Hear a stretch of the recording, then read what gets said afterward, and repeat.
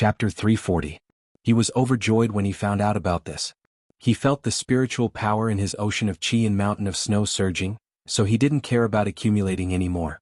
He made a sign with his hand, and with a buzz he turned into a bolt of lightning and shot straight towards Li Yunxin. His escape technique was very similar to the shadow shifting technique. One moment he was here and the next moment he appeared behind Li Yunxin. But when he ran out of spiritual energy and reappeared, he found that Li Yunxin had also used all her strength to rush forward for a distance. The two of them had returned to the previous situation. However, the dragon son was barely holding on, and it seemed to affect his injuries. The long wound on his back was torn open, and a large amount of golden mist splashed in the air. He started to pour pills into his mouth again. However, things like medicinal pills, the body would eventually get sick of using them too much. The pills he had were also limited. How long could he last? That was what Qin Kongzi thought. So he didn't give up. He just stared at him silently and used his technique again, determined not to let him go. But Li Yunxin seemed to be angry. He turned his head as he ran and stared at the sect leader fiercely. "I don't have time to deal with you now. You better turn around and go back. When I come back I'll kill you. If you continue to chase me recklessly, I'll send you to see your celestial being." His words were full of vigor. Unfortunately, as soon as he finished speaking, he spat out a mouthful of golden blood and coughed a few times. Qin Kongzi was even more delighted. His eyes turned and he suddenly had a plan. He rolled his sleeves and suddenly took out a small corpse. The corpse had a sharp mouth and a thin tail. It looked like a house mouse. Qin Kongzi sneered amidst the whistling wind, "Li Yunxin, take a look at what this is." After that, he raised his hand and threw the thing over. But the two of them were as fast as a shooting star. As soon as the little thing left their hands, it was blown to the back by the strong wind. But the eyesight of a cultivator was different from that of a mortal. Even though they were far away, Li Yunxin could still see it clearly. Then, his expression changed, but he gritted his teeth and said, "You want to scare me with this thing?" Qin Kongzi burst into laughter. "This thing? That thing called itself the Green Dragon Emissary and said that his Taoist name was Shuk. When I caught him he tried to hurt me, but I killed him with a casual jolt." After saying this, he took out another rabbit corpse and threw it forward. "Look, who is this?" This time, Li Yunxin was prepared and immediately reached out to grab it. But because of this slight pause, the distance between him and Qin Kongzi narrowed considerably. As soon as he held the cold, stiff corpse in his hand, he knew. Although he had returned to his original form after death, there was still some demonic power left in his body. If it wasn't the demonic power cultivated by his water cloud force, what else could it be? Qin Kongzi saw Li Yunxin's countenance turn greenish-gray in a split second. He laughed aloud in delight. "Do you understand now? You scoundrel, at this moment you only know how to run away in panic. Those demon generals under your command were all killed by me. But one escaped. After I catch you, I'll catch that one too and sacrifice it to my 46 disciples." Before he finished speaking, he suddenly heard a thunderous roar exploding in front of him. "You're courting death." This voice was like thunder, really like thunder. The roiling wave of air pressed down with a bang, and it instantly blew Qin Kongzi to the point his figure froze and was almost blasted flying back. At that moment he was greatly alarmed. He thought that Li Yunxin was going to take the opportunity to escape again, but he didn't expect. The next moment, the fiendish demon opened its bloody mouth full of sharp fangs, turned around and charged straight at him. He had already mustered all his strength to chase after it. Who would have thought that Li Yunxin really had the guts to come back? There was a distance of a few hundred feet between the two, but with their speed, the few hundred feet was nothing more than the distance between their hands and feet. With a loud bang, Li Yunxin's ferocious demonic body that was surrounded by clouds and mist and golden blood crashed right into Qin Kongzi. In just a split second there was a burst of lightning. That purple, blue, white, it was already unclear whether it was the dragons of the Nine Heavens thunder fire that Li Yunxin unleashed, or the Nine Heavens godly thunder that was unleashed by Qin Kongzi's protective magic treasure. The intertwined lightning was like an exploding fire pill. In just a breath's time, it had swept across the heaven and earth within a radius of dozens of miles. The dense forest on the ground, the towering ancient trees, everything was turned into black charcoal in an instant. Then, they were shredded into the tiniest powder by the strong wind that came like a landslide and a tsunami. In the midst of this earth-shattering explosion, Long Sun's extremely violent roar could still be heard. "Are you playing electric shock with me?" This collision only happened in a split second. The next moment, a bolt of lightning suddenly rushed out, and a figure appeared more than 100 feet away. But it was not the seriously injured Li Yunxin but Qing Kangzi, the headmaster of the Nine Heavens Godly Thunder sect, who was laughing loudly just a moment ago, was now in tattered clothes, covered in blood, and even his left arm was missing. There was only a piece of stubble left on his shoulder, as if it had been torn off by a sharp claw. The expression on his face was already one of shock, panic, and fear. That Li Yunxin actually dared to come back, and that seriously injured body was still so strong. However, the next moment, a body that looked like it was cast from steel suddenly pounced straight down from the sky full of lightning. With one blow, it blasted Qing Kangzi into the already charred forest below. There was another indescribable loud noise. The high-speed fall and the high temperature caused by the collision ignited the already charred and torn forest. A huge fireball rose from the ground, and a huge amount of sand and stones were lifted into the sky like a huge wave. The rolling shock wave violently and brutally destroyed the dense forest within a radius of hundreds of miles. A terrible mushroom cloud that was hundreds of meters high soared into the sky. And in the center of this terrible explosion, in the distorted air and then burned out, Li Yunxin's demonic body was pressing Qing Kangzi into a huge deep pit on the ground. Like a beast, he grabbed one of Qing Kangzi's arms and brutally tore it off. "Do you like to chase?" His voice was out of tune. It no longer sounded like a human voice, but more like the violent roar of a beast. His face was extremely distorted in the fire, as if he was a terrible demon god that appeared from the 9 levels of hell. However, Qing Kangzi's body was still at the level of a perfected master. Even though his snow mountain and Qi ocean were pierced by the sharp angle of Li Yunxin's knee, his consciousness was still not extinguished, and his body was still strong. Therefore, when Li Yunxin tore his arm again, he actually had to slowly tear off the extremely tough muscles, bit by bit, before he could tear it off. Qing Kangzi let out a terrible cry of pain. However, this cry of pain seemed to make the demon god's ferocious nature on his body even stronger. "Why don't you chase me again?" He opened his bloody mouth and let out an even more terrifying howl. Finally, he tore that right arm off as well. Qing Kangzi had already lost his mind from the pain. In the high temperature and fire that quickly burned his face into countless blisters, he opened his mouth and cursed, "You demon, you have to..." Ah! Halfway through his words, it suddenly turned into a series of screams. This was because Li Yunxin suddenly leaned over and used his mouth full of fangs to tear his abdomen open. Before the blood of the perfected master had the time to spurt out, it had already been burnt to nothingness in the extreme heat of the explosion. But his 5 viscera and 6 bowels needed to hold on for a little longer, and so did his consciousness. He experienced the excruciating pain of having his organs torn apart by the demon god's fangs. "Why yeah. Qing Kangzi's whole body was trembling from the pain, his words turned into a series of strange cries. But the voice stopped abruptly.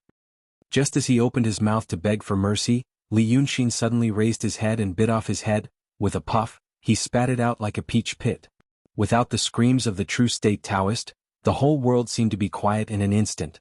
Only the whirring flames and the buzzing sound of the air could be heard. In the soaring flames, Li Yunxin slowly stood up on Qing Kangzi's corpse. That corpse had been completely torn apart by him and turned into a pile of minced meat. And the huge and terrible wound on his back was shrinking at a speed visible to the naked eye in the burning flames. His shoulders slightly collapsed, he looked up at the sky and unconsciously grinned. Minced meat and golden blood flowed down from the corner of his mouth, as if a brutal prehistoric beast had just finished eating and was looking for the next target. At this moment, high up in the sky, far away, there were indeed 2 true state Taoists, Ming Zhenzi and Gui Yuanzi. They arrived here 3 breaths ago, and witnessed the scene of Li Yunxin tearing Qing Kangzi alive. And now, these 2 perfected spiritual masters stopped in the sky in a daze, looking at the figure of Li Yunxin in the raging flames on the ground. They only felt a terrible chill rising from their tailbones, climbing all the way to the Baihui point on the top of their heads. Although they were separated by a distance of thousands of meters, although Li Yunxin still looked like a small black shop in the center of the huge sea of fire from the sky. But that terrible momentum that was like a landslide and a tsunami still made the 2 of them feel difficult to breathe, as if their bodies were slightly trembling. Just like that, the terrible fierce beast and the 2 human cultivators looked at each other from a distance for 10 breaths of time. Then, Li Yunxin suddenly roared with a violent and hoarse voice, "Come, chase." The 2 figures in the sky swayed slightly. After 2 breaths of time, the 2 perfected spiritual masters immediately turned into 2 streams of light, whizzing away. After a full 4 hours, the fire in the sea of fire was extinguished. However, an even fiercer fire had already spread in all directions. The sky was covered by the rolling thick smoke. As far as the eye could see, there was endless light and flames in all directions. Li Yunxin let out a low groan, and his tall demonic body fell to the ground with a bang. Chapter 341. Gui Yuanzi and Ming Jinzi ran for more than 400 miles before they dared to stop. In fact, the two perfected masters had never let their guard down against Li Yunxin. They were the ones who started the thunderbolt attack on Li Yunxin with the combined forces of the three sections.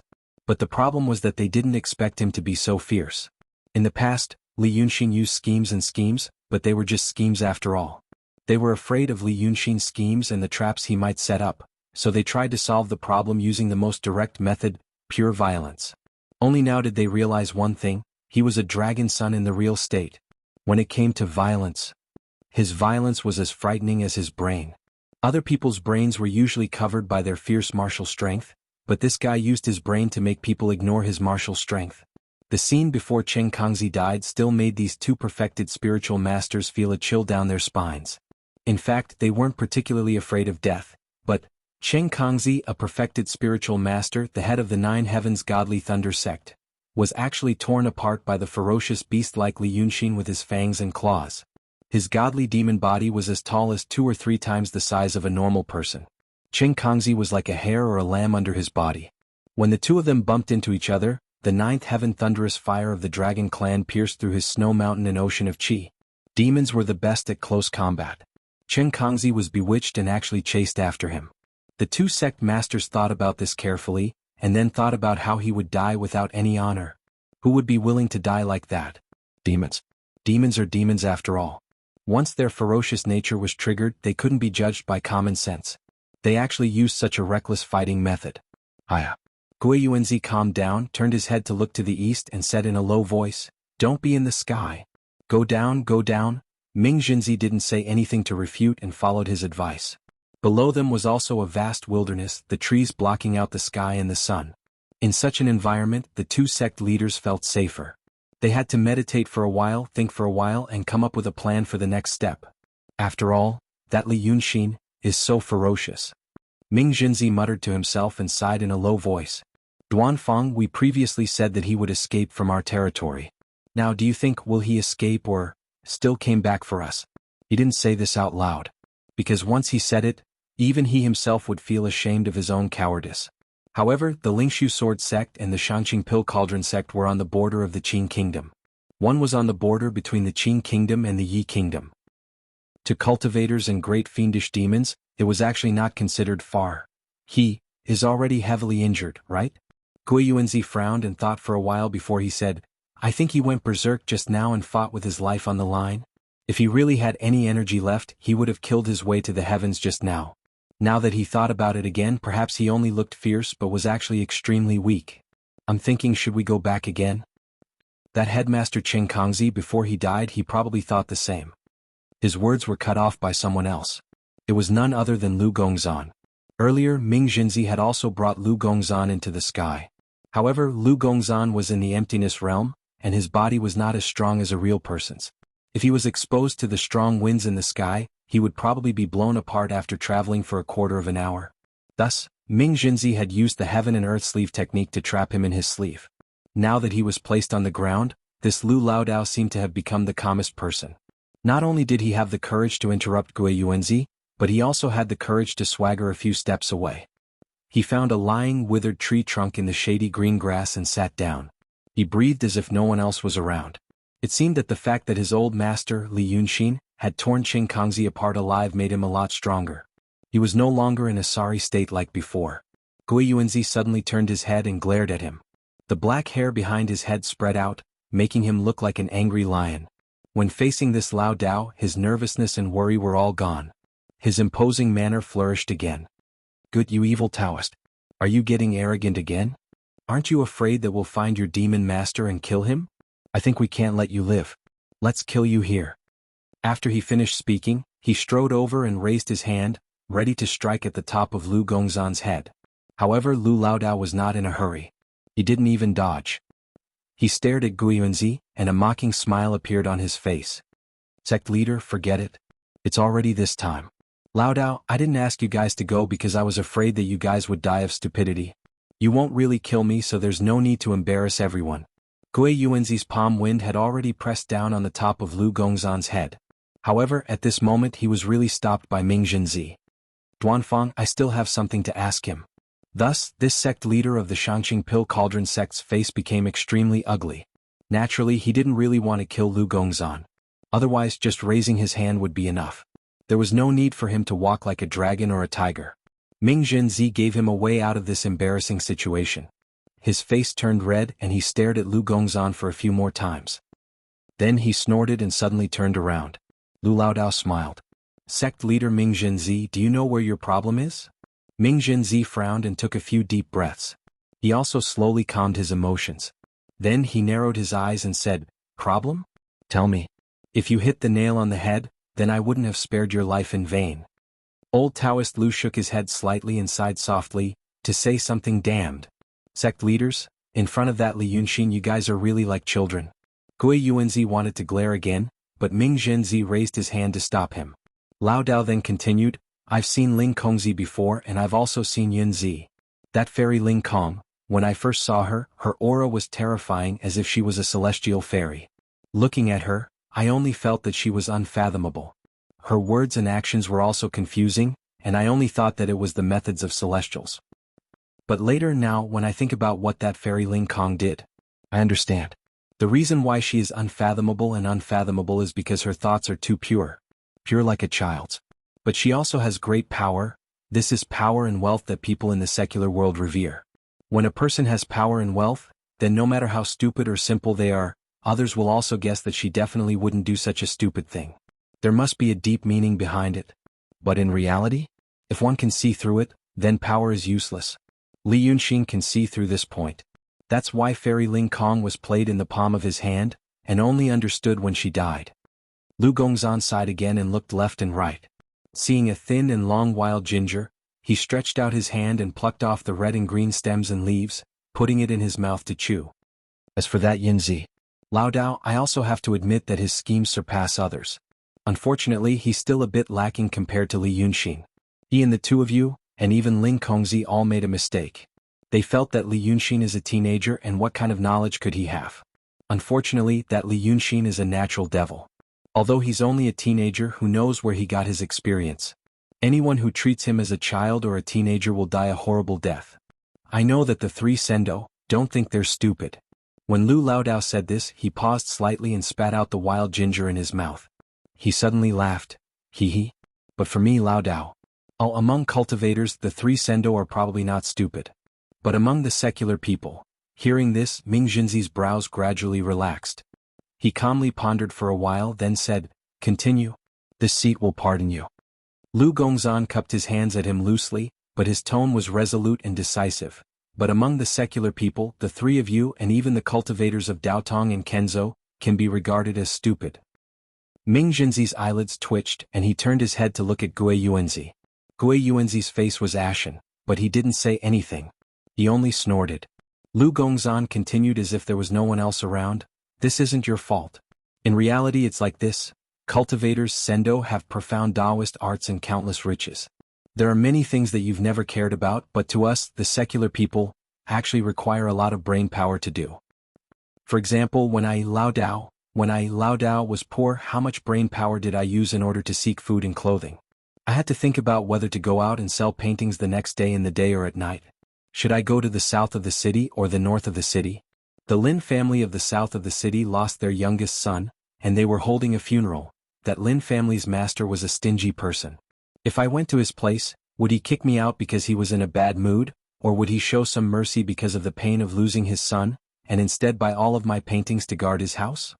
I sell a pot of wine and think about how much money I have in my pocket. Can I borrow a few large sums of money from that Munenju? After borrowing that large sum of money, and seeing that it's almost the end of the year, can I say a few small words, and take advantage of that shopkeeper's good mood to use a painting to guard his house to make up for it? Because of all these, we poor people in the secular world always have endless worries in our hearts. Every step we take, trouble follows us. Those rich people also laugh at us, saying that we only know how to scheme and scheme for these things every day, that we're not magnanimous, and that we can't do great things. But those rich people and even the Sendo find it very difficult to understand that people like us, just to survive, we have exhausted our blood and sweat. If we're magnanimous, if we don't scheme, I'm afraid we won't even be able to survive. In the past, if we put our mind to this, we would indeed become shrewd people in the marketplace. For example, look at a woman, she is very eloquent, she is very sophisticated in the ways of the world. You change your countenance, you say something, she will be able to understand what you are thinking in your heart. But if you ask that woman to do big business, to study, to cultivate, she will become extremely stupid. The people of the world call this petty cleverness. I think all of you Sendo will also look down on this petty cleverness, because your power is too strong. Lu Laodao raised his head with deep emotion and pointed his finger to the sky. Mortals think that you are in the sky. What you want is as easy as blowing off dust. Mortals need to calculate, they need to think, but you only need to speak and there will be mortals to worship you.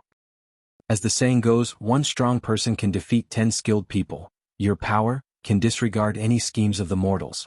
But now, there is such an anomaly like Li Yunxin. His petty cleverness can be considered top-notch among the mortals. But he still possesses the same formidable power as all of you Sendo. With these two combined, two Sendo in front of him, are you considered stupid? Perhaps that Li Yunxin, after another 100 years, 1,000 years, will gradually become like all of you because using power is far more convenient than using schemes, but it definitely won't be now. How did that sect master Chen Kongzi die? Speaking of it, it's too simple. Li Yunxin still had some strength left, but he didn't want to be entangled with him. Because if he was delayed by him, you two might catch up to him. 1 against 3, his chances of victory aren't great.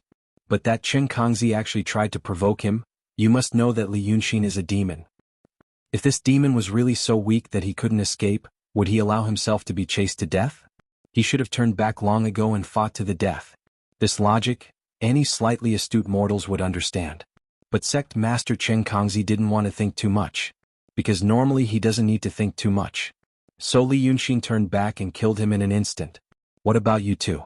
At that time, if he had immediately pounced down, he might have been able to kill Li Yunxin. Laodao, I'm guessing that Li Yunxin was really bluffing at that time. But the two of you actually turned around and left. If you left, then so be it. Why are you planning to go back now? Could it be that you've forgotten how that Chen Kongzi died? Lu Laodao stretched out his hand and pointed to the east. To Sendo, do you believe it? At this moment, that Li Yunxin didn't even run away, but stayed where he was and accumulated his energy. As long as the two Sendo go back, he has already obtained this breathing time and has already made preparations. The two of you will definitely end up like that Chen Kongzi. Having said this, he threw away the already warm wild ginger in his hand and stood up. And I stopped the two Sendo not to fight for a chance to live. But, I've already pledged my allegiance to the Sendo. That rat spirit and rabbit spirit died because of me. Will Li Yunxin still let me go? Even now, the two Sendo still don't believe me. Aren't you stupid? At this time, Gui Yuanzi and Ming Jinzi seemed to be really dumbfounded. Perhaps they were like what Lu Laodao said, stupid. But it wasn't that they didn't care about life and death, success or failure. Lu Gongzan's words were unpleasant to hear. But these unpleasant words were like a sharp, snow-white blade, each blade drawing blood. After a long period of silence, Ming Jinzi let out a light sigh and raised his eyes to look at him. I won't pursue what you said for the time being. But there's one thing, when Chen Kongzi threw out those two corpses, Li Yunxin became violent. Does he really care about the demon generals under his command that much? Can he use this to lure him into a trap? For example, you? Lu Laodao chuckled twice and shook his head. Sendo's thinking is off again. In this world, if there's anyone who understands Li Yunxin the most, it's me.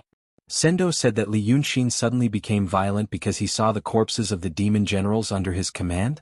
He actually hoped that Sendo thought this way. But in reality, it's not like that.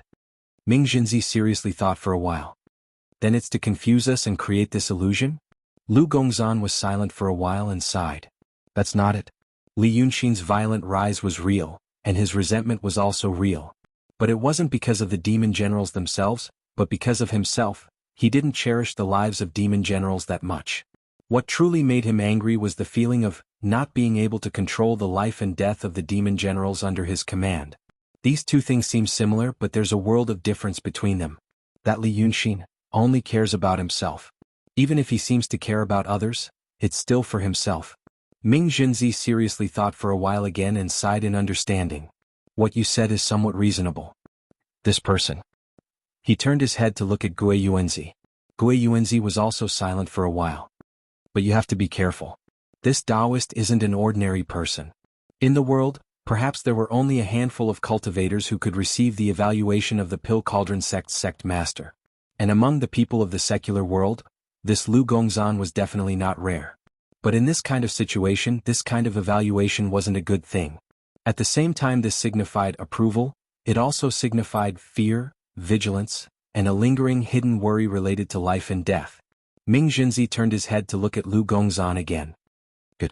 You, this Taoist, also have the root of wisdom and immortal fate.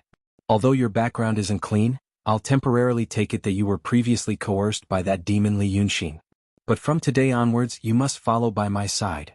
If I discover that you still have any shameful dealings with demons, I'll immediately take your life. Lu Gongzan took a deep breath, restraining his expression. Then he raised his hand and gave a deep Taoist salute, saying solemnly, "The two Sendo have a broad bearing and don't stick to one pattern. You're actually able to take Lao Dao's words to heart. That's something that demon Li Yunxin can't do. Being able to follow by Sendo's side, how would I dare to have any improper thoughts? Lao Dao, my only wish is to be able to learn the profound Dao for the rest of my life, stay away from the disputes of the secular world, and live a peaceful and unfettered life." Ming Jinzi faintly smiled. "Did you have a Taoist name in the past?" "My teacher in the secular world once bestowed the Taoist name, Primordius." Ming Jinzi thought for a moment. "My High Heaven Sword sect's seniority? Oh, your Taoist name is also suitable. A teacher in the secular world is still a teacher, so leave your Taoist name. It's just that my sword sect doesn't have a suitable method for you to cultivate. But right now you're still a sinner. Only by eliminating that demon Li Yunxin can you clear your name. At that time you'll naturally have a way to cultivate. But now, since you said that you understand Li Yunxin the best, what do you think we should do?" Lu Gongzan shook his head and smiled bitterly. "Sendo, my knowledge is limited, and I don't know what the current situation of Daotong and Kenzo is like. It's like a general leading a new army. The soldiers don't know the general and the general doesn't know the soldiers. How can I think of a brilliant method? But really, there's only one method, using force to break through ingenuity. When dealing with Li Yunxin, you absolutely can't compete with him in wits. If you can gather the strength of Daotong and Kenzo to work together to hunt him down, and not let him have a moment of peace, you can probably eliminate him as soon as possible." Ming Jinzi really took his words to heart. He pondered for a moment and sighed slightly. "It's not easy. That Chen Kangzi hasn't had any disciples fall in his hands before, and he himself has never seen Li Yunxin. Thus he underestimated the enemy. He's not the only one who thinks like that. And now Daotong and Kenzo." At this point Gui Yuanzi coughed softly. Thus Ming Jinzi also stopped talking. "Let's leave this place first. Since the situation is like this, we have to avenge our disciples. Let's spread the news that Li Yunxin escaped with serious injuries to the world. Let's see how long he can hold on." Finished speaking, he waved his big sleeve. The three of them stuck close to the wild forest and headed west. Behind them, the dark clouds in the sky became thicker and thicker. The fire in the wild forest also became bigger and bigger. It was already autumn. Although the forest still looked dark green, the branches and leaves of the trees were no longer as plump and full as in summer. The terrifyingly high temperature first roasted the branches and leaves near the fire line dry of water, and then more fuel fueled the fire, causing it to spread even faster. Because of the high temperature, the air waves that rose into the sky swept away a large amount of dust, which then gathered into thick clouds high up in the sky. Thus, there were white ashes and shards falling down. It was as if winter had come early and snow had fallen from the sky. This vast and boundless wild forest took up almost a tenth of the area of the Daqing state. It had grown for hundreds of thousands of years. How many billions of creatures lived in it? Now these creatures had either died in the fire that filled the sky, were still fleeing in fear, or were completely unaware of the red god of death approaching in the distance. The source of the fire that spread from the center of the primeval forest was not ordinary fire. This forest was also boundless. It would be difficult for the mortal government, villages, and towns to immediately know that such a disaster had occurred. Thus the fire grew larger and stronger. After 10 days, it had become a great calamity that the Qing kingdom had not seen in 1,000 years. This fire that filled the sky first burned to the small border town in the north of the Qing kingdom, Changji. To the north of the Qing kingdom was the Yi kingdom. There was a natural geographical dividing line between the Qing kingdom and the Yi kingdom, the Talan River. The town of Changji sat on the south bank of the Tulan River, separated from the north bank by less than 10 meters. This was also the width of the middle reaches of the Tulan River. In this world, this could not be considered a large river. The people of Changji relied on the wild forest to make a living. About 80 to 90% of the people in the town engaged in the logging industry. They cut down towering ancient trees from the wild forest and dragged them to the riverside to weave them into wooden rafts, using the relentless river water to transport the logs downstream. Now that it was autumn, it was already the end of September. In Changji town, this meant that there was still a little more than a month before the first snow fell. Then the Tulan River would freeze and they could rest for the winter. Before that, they could make another trip into the depths of the wild forest. Changji town had existed for 100 years. Although it would be replanted after it was cut down, gradually, there was no longer any decent wood nearby. This decent referred to the thickness of 5 people holding hands around it. The rich families in the north called the wood of these trees 5 treasures. Only this was a high-grade item that could be sold for a price. The men heading into the forest had set off 8 days ago. Logically speaking, it would take at least half a month for the first batch of wood to be shipped out. However, this year, in the 11th year of the Zhongyuan of the Qing calendar, the men of Changji town had for the first time returned early. And so, these panicked men also brought a terrible news. Chapter 342. The monstrous flames formed a wall of fire. Looking up, there were dark clouds and the blue sky could not be seen. Looking to the left and right, it extended beyond the horizon without an end. The terrible heat wave roasted the towering trees from dozens of meters away. Cold water splashed on them, even from dozens of meters away, would turn into extremely hot, transparent, superheated steam. In an instant, it could scorch human flesh and pieces of flesh would fall from the skeleton. This terrible flame was pressing into Changji town. And judging from the speed of its advance, it would arrive within 5 days. It was impossible for human power to resist such a natural disaster. According to the experience passed down from generation to generation in this town, even the Tulan River could not stop the fire at this time. If they wanted to survive, there were only 2 choices. The first was to move the town.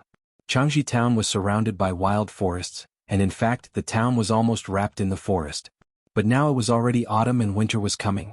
What could they take with them and where could they go in 5 days? The state capital in the north was not rich, and in winter, a large number of refugees would gather in the big cities to survive the few months. But even in a good year, dozens of unclaimed corpses would be found outside the big cities every spring, not to mention this year was not a good year. They left their homeland and had no place to go. This cold winter would become unusually cruel, they might all die. Then, there was only the second choice. Around Changji town an empty space was quickly cut down. When the monstrous flame reached here, it might pass through the town. But this would mean a terrible workload, surrounding the town with a radius of dozens of meters, cutting down hundreds and thousands of trees that were about to mature. This was an unprecedented harsh challenge. But for the sake of their homeland to have a place to temporarily survive the coming winter, the people of Changji town chose the latter. They wanted to challenge this natural disaster, caused by some terrible power that they could not understand. So on the first day they began to cut down the small trees around the town. These small trees, including the small trees that could only be hugged by a person, were cut down, dragged into the town, used to strengthen houses or made into various tools. The population of this town was not large, only about 100. However, among these hundreds of people, even the wealthiest Yu family who dominated the town's timber purchasing power, were experts in this kind of work. On the same day, the news of Li Yunxin tearing apart Qing Kongzi and being heavily injured spread to the southwest and northwest, including the Qin, Yi, Yu, Qin, Ping, Qi and Shi countries. The dozens of sects of Daotong and Kenzo all had sects in these countries, and spread the news even more widely. However, the whereabouts of Li Yunxin was still a mystery. They had sent out disciples but no one had seen the demon. This seemed to be a matter of common sense. The territories of these countries were so vast, but the number of cultivators was pitifully small compared to the number of cultivators. Even though there were garrisons in all the major cities, they could only cast a general net, and that net was too big. By the next day the small trees around Changji town had all been cut down, and people began to deal with the bigger, thicker trees. The entire town was mobilized. The young and strong laborers worked day and night, while the old, weak women and children were responsible for food and sundries. The town had never been so united and busy before, but the fear that accompanied the busyness also lingered. But there were always strange people in the town, a young man and two even younger women. The three of them came to Changji a few days ago and stayed with the Yu family. It was said that they were also surnamed Yu. However, the man's surname was Yu, and the two women didn't have surnames, only given names. One was called Wuxia and the other was Li. The three of them became the only idlers in the town.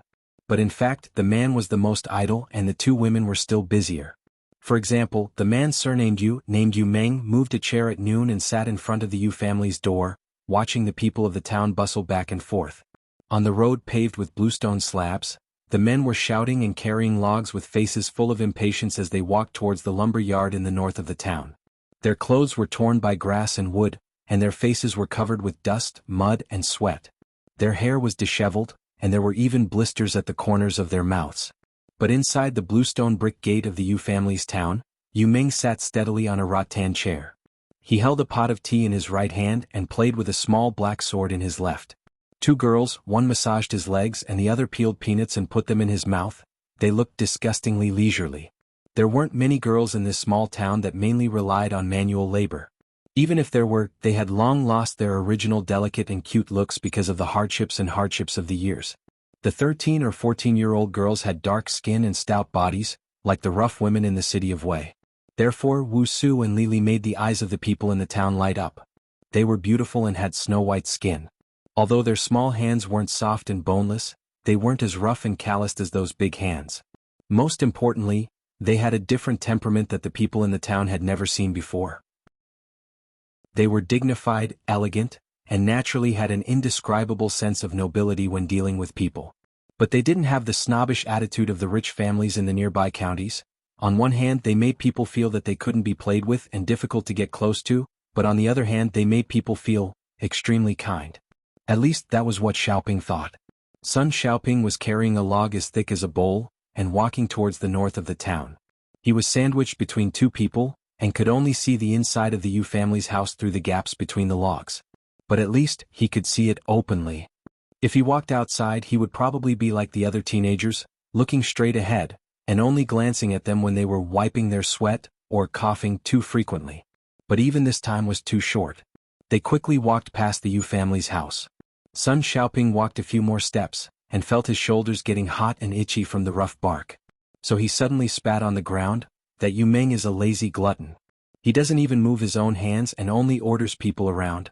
Those two girls have a hard life. Talking about these things at this time, no one should have paid attention to him. Unexpectedly, he received a warm and widespread response. The originally heavy and anxious atmosphere relaxed a little, as if the topic about the two girls had temporarily relieved these men. Then they started to talk about it. But they weren't helping. Some people who had been to the manors and prefectures laughed, saying that Yu Meng looked like the son of a rich family. This was not the kind of rich family in the county, but at least a rich young master in the prefectures. The maids of such a rich person probably ate and dressed much better than the master Yu in the town. In the future, when the young master married his wife, these two maids who had served him since they were young would probably become his concubines. From then on, as long as the family didn't decline, they would live a luxurious life. If this was called a hard life, then what were they called poor lives? Xiaoping understood in his heart, but he was not convinced and grumbled a few more words. So the married man laughed.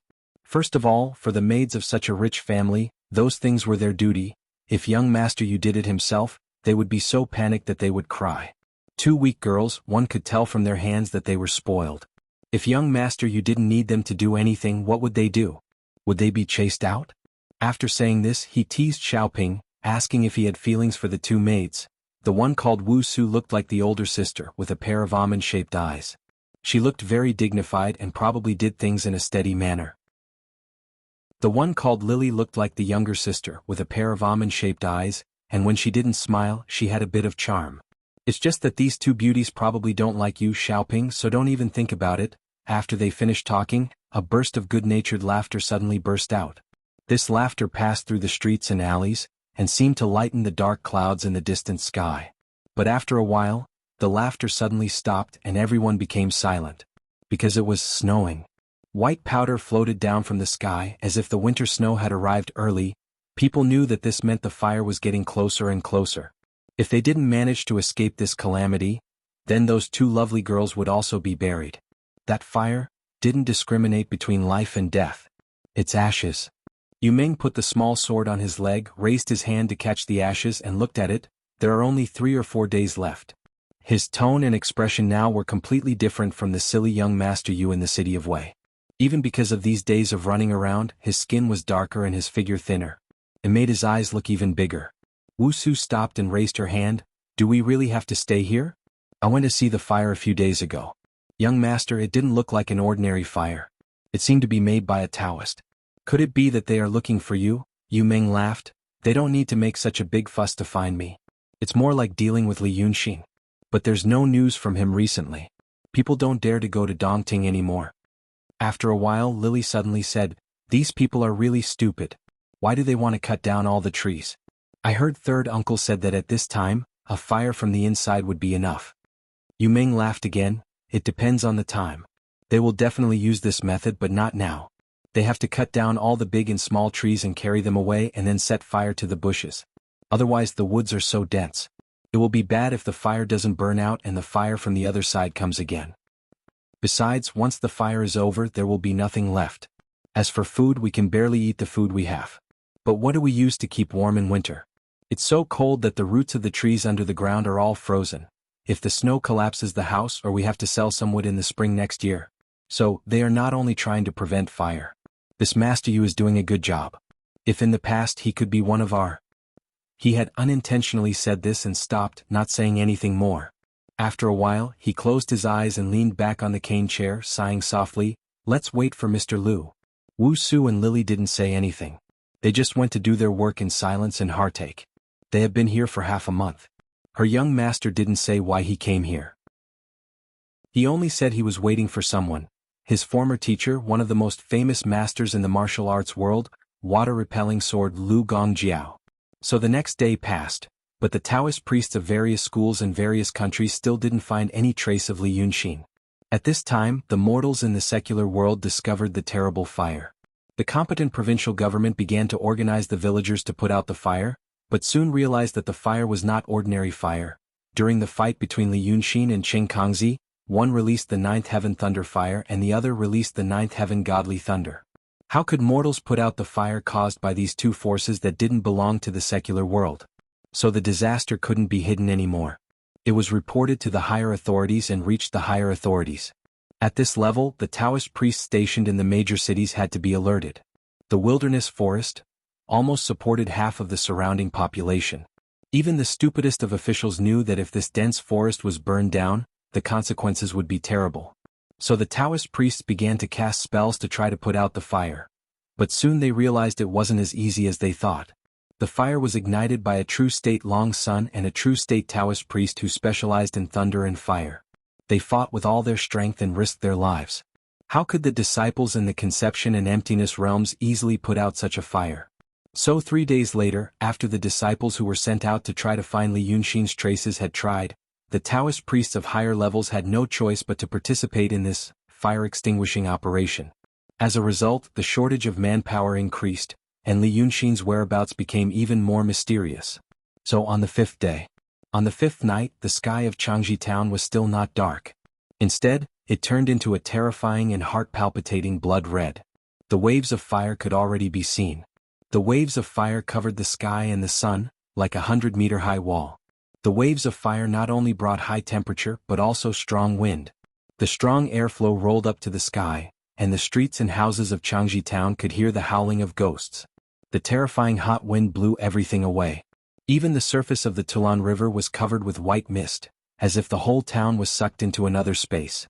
A day ago they set fire to the bushes outside the town. Now there was a 10-meter-wide isolation zone between the town and the wilderness forest. People gathered on the streets and breathed in the hot and suffocating air. They held all kinds of containers filled with water in their hands and waited in fear for the judgment of the fire. At around 7 p.m., 19 p.m. to 21 p.m., the forest outside the isolation zone was finally ignited. The waves of fire rose outside the town. At this time, even if people looked up, they couldn't see the top of the waves of fire. It seemed as if it was burning all the way to the sky and would collapse in the next moment. The town was surrounded by the flaming mountain, and it faced the Tulan River, which was even more foggy. When the trees were burning, the crackling sound was even louder than the firecrackers during the New Year. But the whistling sound of the airflow was even louder than the crackling sound. The young children were frightened and cried, but their cries were very weak in such a sound, just an inconspicuous interlude. The burning lasted for half an hour. The water in the buckets and basins of the people in the town began to warm up. But the people's efforts in the past 5 days seemed to have paid off. The fire did not cross the isolation zone. The scorched earth they burned had undug tree roots, which began to smoke because of the extreme heat. So in the land outside the town, there seemed to be hundreds of smokers' underground smoking pots. Fortunately, it was only emitting green smoke. After an hour, it did not catch on fire. This scene was strange and terrible, but people slowly relaxed. They felt that this disaster was probably going to be over. So another 2 hours passed. No one dared to close their eyes and sleep. They were all vigilant. Most of the houses in the town were made of wood. If there was a fire, all their efforts would be in vain. People began to talk in low voices while watching the night. It seemed that if they spoke too loudly, the evil spirits hidden in the fire would be alarmed, and misfortune would come. They drank water, ate food, and vigilantly watched everything around them, watching the terrible fire not far away. But on the whole, their tense emotions were slowly relaxing. The next thing to think about was how to survive this cold winter. How to find a way out in the coming spring. Maybe they could switch to farming. After the fire of the wild forest, the land would be very fertile. Maybe they could hire a few farmers from the nearby state capital, and they could switch from forest farming to farming. But they did not know who owned the wild forest. They had lived in the forest for so many years, but except for the government's taxes, no one claimed ownership. But they heard from the old people in the town that the forest in Changji town, including the even wider forest, was indeed someone's private property. Just like that, another 4 hours passed. People began to feel tired and some people were drowsy. But at this time someone frowned. Sun Xiaoping and a few young people were guarding outside the town. At first they stood with water, gritted their teeth and endured the scorching heat, ready to put out the fire at any time. After 6 hours they also felt tired, so they put down the water buckets and sat down. They ate the dry food they brought and occasionally chatted to pass the time. Sun Xiaoping was concerned about the fire, and he was also concerned about the girls in the Yu family's residence in town. He didn't know why he couldn't eat or sleep these days. There was always an inexplicable restlessness in his heart, but he really didn't know how to get rid of it. Therefore that night he stared at a tree dozens of meters away, right next to the isolation zone, in a daze. He was lost in thought. For example, when was that girl going to leave? His third uncle said that young Master Yu would take them as concubines, but what about now? At night he felt that he was much better than young Master Yu. He didn't know how to order people around. If he married Miss Wuxia or Miss Lily, he wouldn't even let them touch the spring water. He used to study in the county school for 3 years, so he was literate, so it wouldn't be a disgrace to them. At that time his family was still well off. He stared at the tree and thought about all kinds of things. Then he suddenly straightened up, frowned, and let out a soft sound of surprise. No one heard his sigh. But then Sun Xiaoping stood up and walked a few steps forward. He craned his neck to look at the tree he stared at for a long time. Something wasn't right. Chapter 343. It was a camphor tree. Its trunk was as thick as a person's arms and it was more than 10 meters tall. Dozens of meters away and in the midst of the flames, Sun Xiaoping could only vaguely see its slightly thicker branches. But even so, when he was in a daze, he still counted the branches of the tree over and over again. There were 9 thick branches. On top of the 9 thick branches, there were 23 thinner branches. These branches had leaves on top. Some leaves were like steamed buns, some like gourds. There were also some like Miss Wuxia's face and waist. This big camphor tree had been burning for 6 hours, almost a whole night. Sun Xiaoping knew wood and knew that camphor trees were oily, so they burned faster. But the problem was, his companions noticed his actions. They were stunned for a moment, then stood up nervously, thinking that he had discovered the fire. Xiaoping, what's wrong? Sun Xiaoping frowned and thought for a while. Without turning his head, he pointed at the camphor tree. Look at that camphor tree. His companions immediately looked there. But they only saw the tree in the fire. The trunk and branches were already black. There was nothing unusual. So they asked him again, what's wrong with the camphor tree? Sun Xiaoping was silent for a while, then his voice trembled. 6 hours ago I saw, it had 9 big branches, 23 small branches, and those leaves. Now take a look. A few of his companions heard his words and looked at the tree again, still confused. But there were already 2 smart people. After looking at the camphor tree again, their eyes widened. Sun Xiaoping took a deep breath. Although the air was so hot that it was hard to breathe, his voice was cold. It's been burning for 6 hours, the leaves are still there. This fire, how long will it burn? Everyone was stunned. The outside seemed to be in chaos. Even in the backyard of the Yu family, Wuxia and Lily could still hear the sorrowful, frightened and fearful voices of the people of Changji town. The voices even covered the sound of the wind so they could slightly hear what the group of people were saying. Some people came to the Yu family's mansion to question Yu Zhengfang. Yu Zhengfang was the master of Changji town's Yu clan, a gentry. He was in charge of the town's timber trade and the monetary regulations. Although this town also had a captain, Yu Zhengfang was the one who had the final say. He was the one overseeing and coordinating the defense of Changji town. However, he didn't expect things to turn out this way. It's been 6 hours. The leaves haven't even burned out, young master. Lily came back from the front after asking around. She didn't seem to know what to say. She stood at the door and held onto the door frame, watching Wuxia undressing Yu Meng and untying his hair. Young master, isn't this a barbecue? If this fire kept burning for a few days, a dozen days, and the temperature kept getting higher and higher, the people in the town would become roasted meat on a stone slab. They would be cooked slowly. There's no way to escape.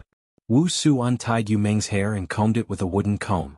After Lily finished speaking in one breath, she turned her head and asked, "What about following the river? Isn't there a boat?" "I also went to the river just now." Lily closed the door and walked to the table, picking up the teapot. The air was getting drier and drier. It was autumn now, but it was as hot as the dog days. "I don't know what's so strange. The river wasn't on fire, but it's hotter than the town. Guess what? The fish floated up, it's cooked. How can we take a boat like this? Their small dinghy isn't like our family's ship. If we take them to the river, they'll be cooked within a few feet." After saying this, she poured some tea from the teapot to drink. She frowned after taking a sip. A few days ago the tea was too cold at this time. But now the tea was actually warm, as if it had just been boiled. She drank a cup of tea, but the heat was not enough, so she unbuttoned 2 buttons of her clothes and sat down. Wuxia saw her like this, looked at her and then looked at Yu Meng. Yu Meng smiled. "It won't be cooked. If this kind of fire and temperature were to continue burning, there would be 3 things that would happen first. First, someone accidentally set the house on fire, or the house itself is roasted. So the town is in a sea of fire. As for the other one, it's to burn out fire poison. You've all heard of it. Someone lit a fire to keep warm in the house in the winter, and the fire poison came out, killing everyone in the house. Although Changji town is big, the fire is even bigger. Being surrounded by the fire for a few days, the poison is also very scary."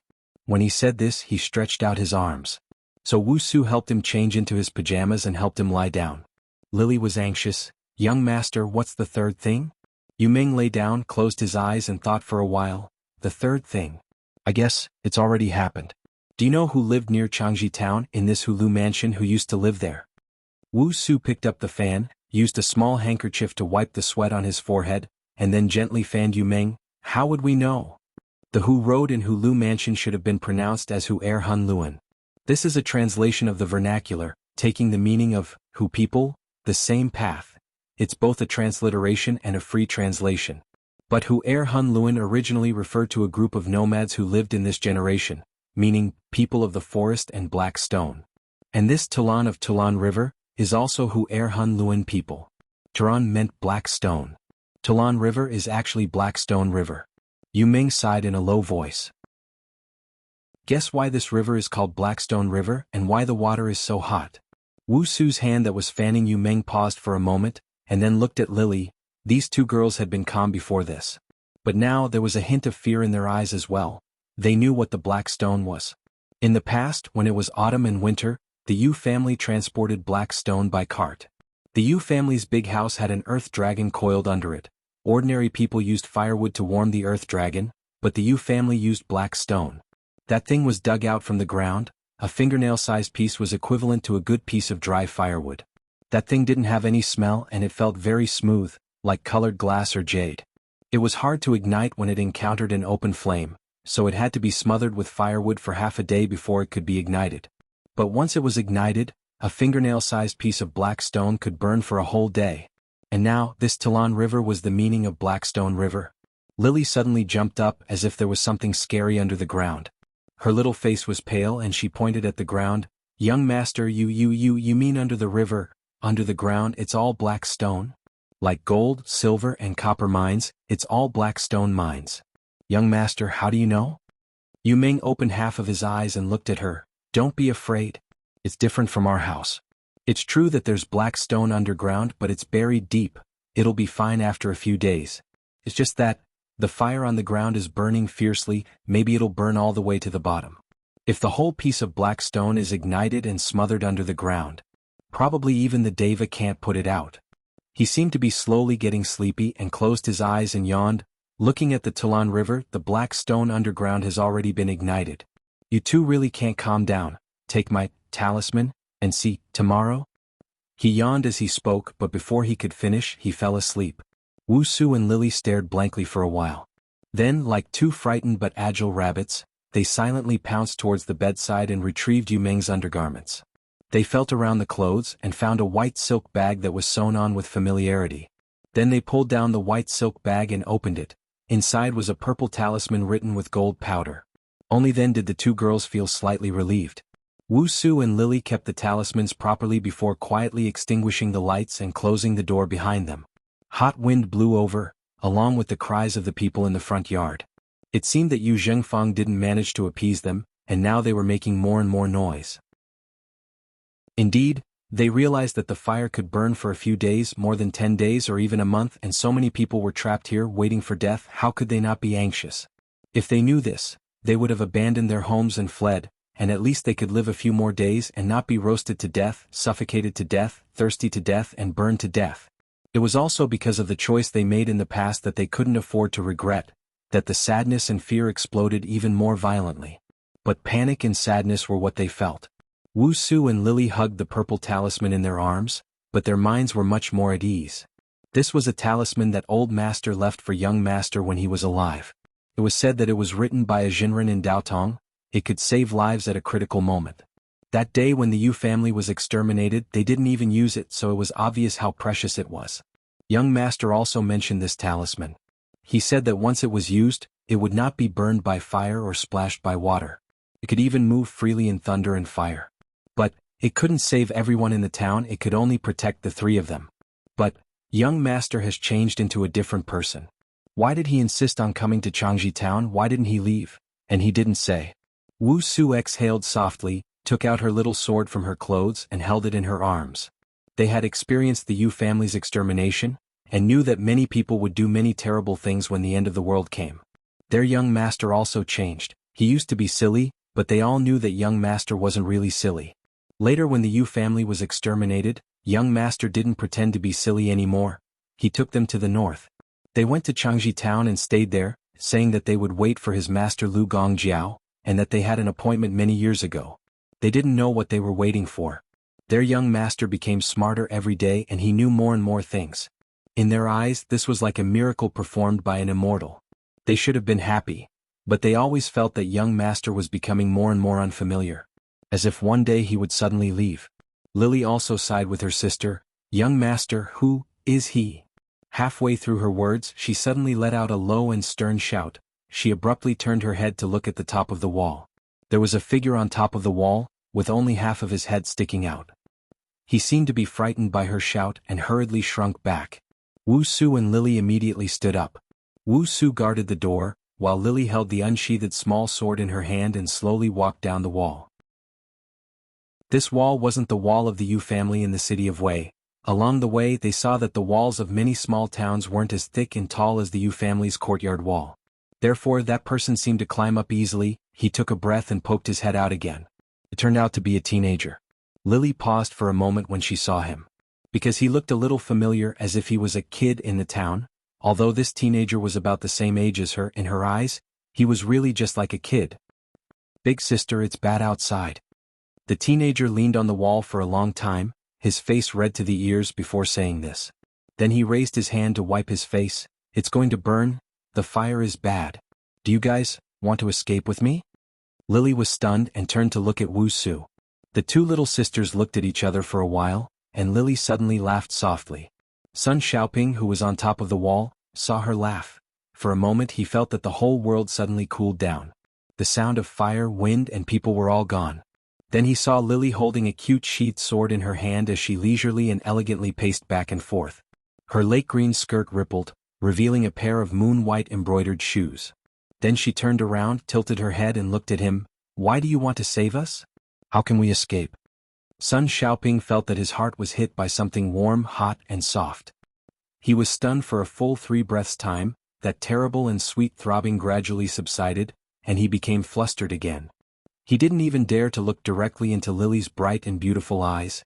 He could only avert his gaze and look at her skirt. Not. Your girls, and your maids. You must have suffered a lot." "There's a boat by the river, you can escape on it," Lily giggled. "Then what about my young master?" Sun Xiaoping suddenly raised his head and wanted to say, "Who cares about your domineering, pretty boy young master?" But the words were at the tip of his tongue, and he hurriedly swallowed them. After a slight hesitation he said, "Your young master should also take him away." Lily laughed again. She giggled like a silver bell as she turned around and walked to the front of the house. "All right, little brother, we won't escape. You better pray for your own good luck." Sun Xiaoping's heart suddenly sank to the bottom of his stomach. It sank so much that his chest hurt as if breathing would hurt. He looked at Lily's back in disappointment and finally shouted again, "People will really die." But Lily no longer cared about him. She once again sat on the stone steps by the door, hugging the small sword and leaning against her sister. Sun Xiaoping clenched his teeth and suddenly wanted to jump into the courtyard. But at this moment he suddenly heard a high-pitched, sharp cry. That was a woman's voice piercing the night sky, the sound of the wind and the sound of the fire, striking the tip of Sun Xiaoping's heart. He was slightly stunned for a moment before he realized what the cry was about. "It's on fire." The first house in Changji town burned. But it wasn't the house near the fire that people were worried about, but a wooden house in the middle of town. Before this, the desperate people gathered at the Yu family's house to vent their emotions. Plus, the sky was bright red, and there was hot wind whistling between the houses on the street, so they didn't notice that the ground was smoking. Green smoke came out of the cracks in the stone road, and was soon dispersed by the wind.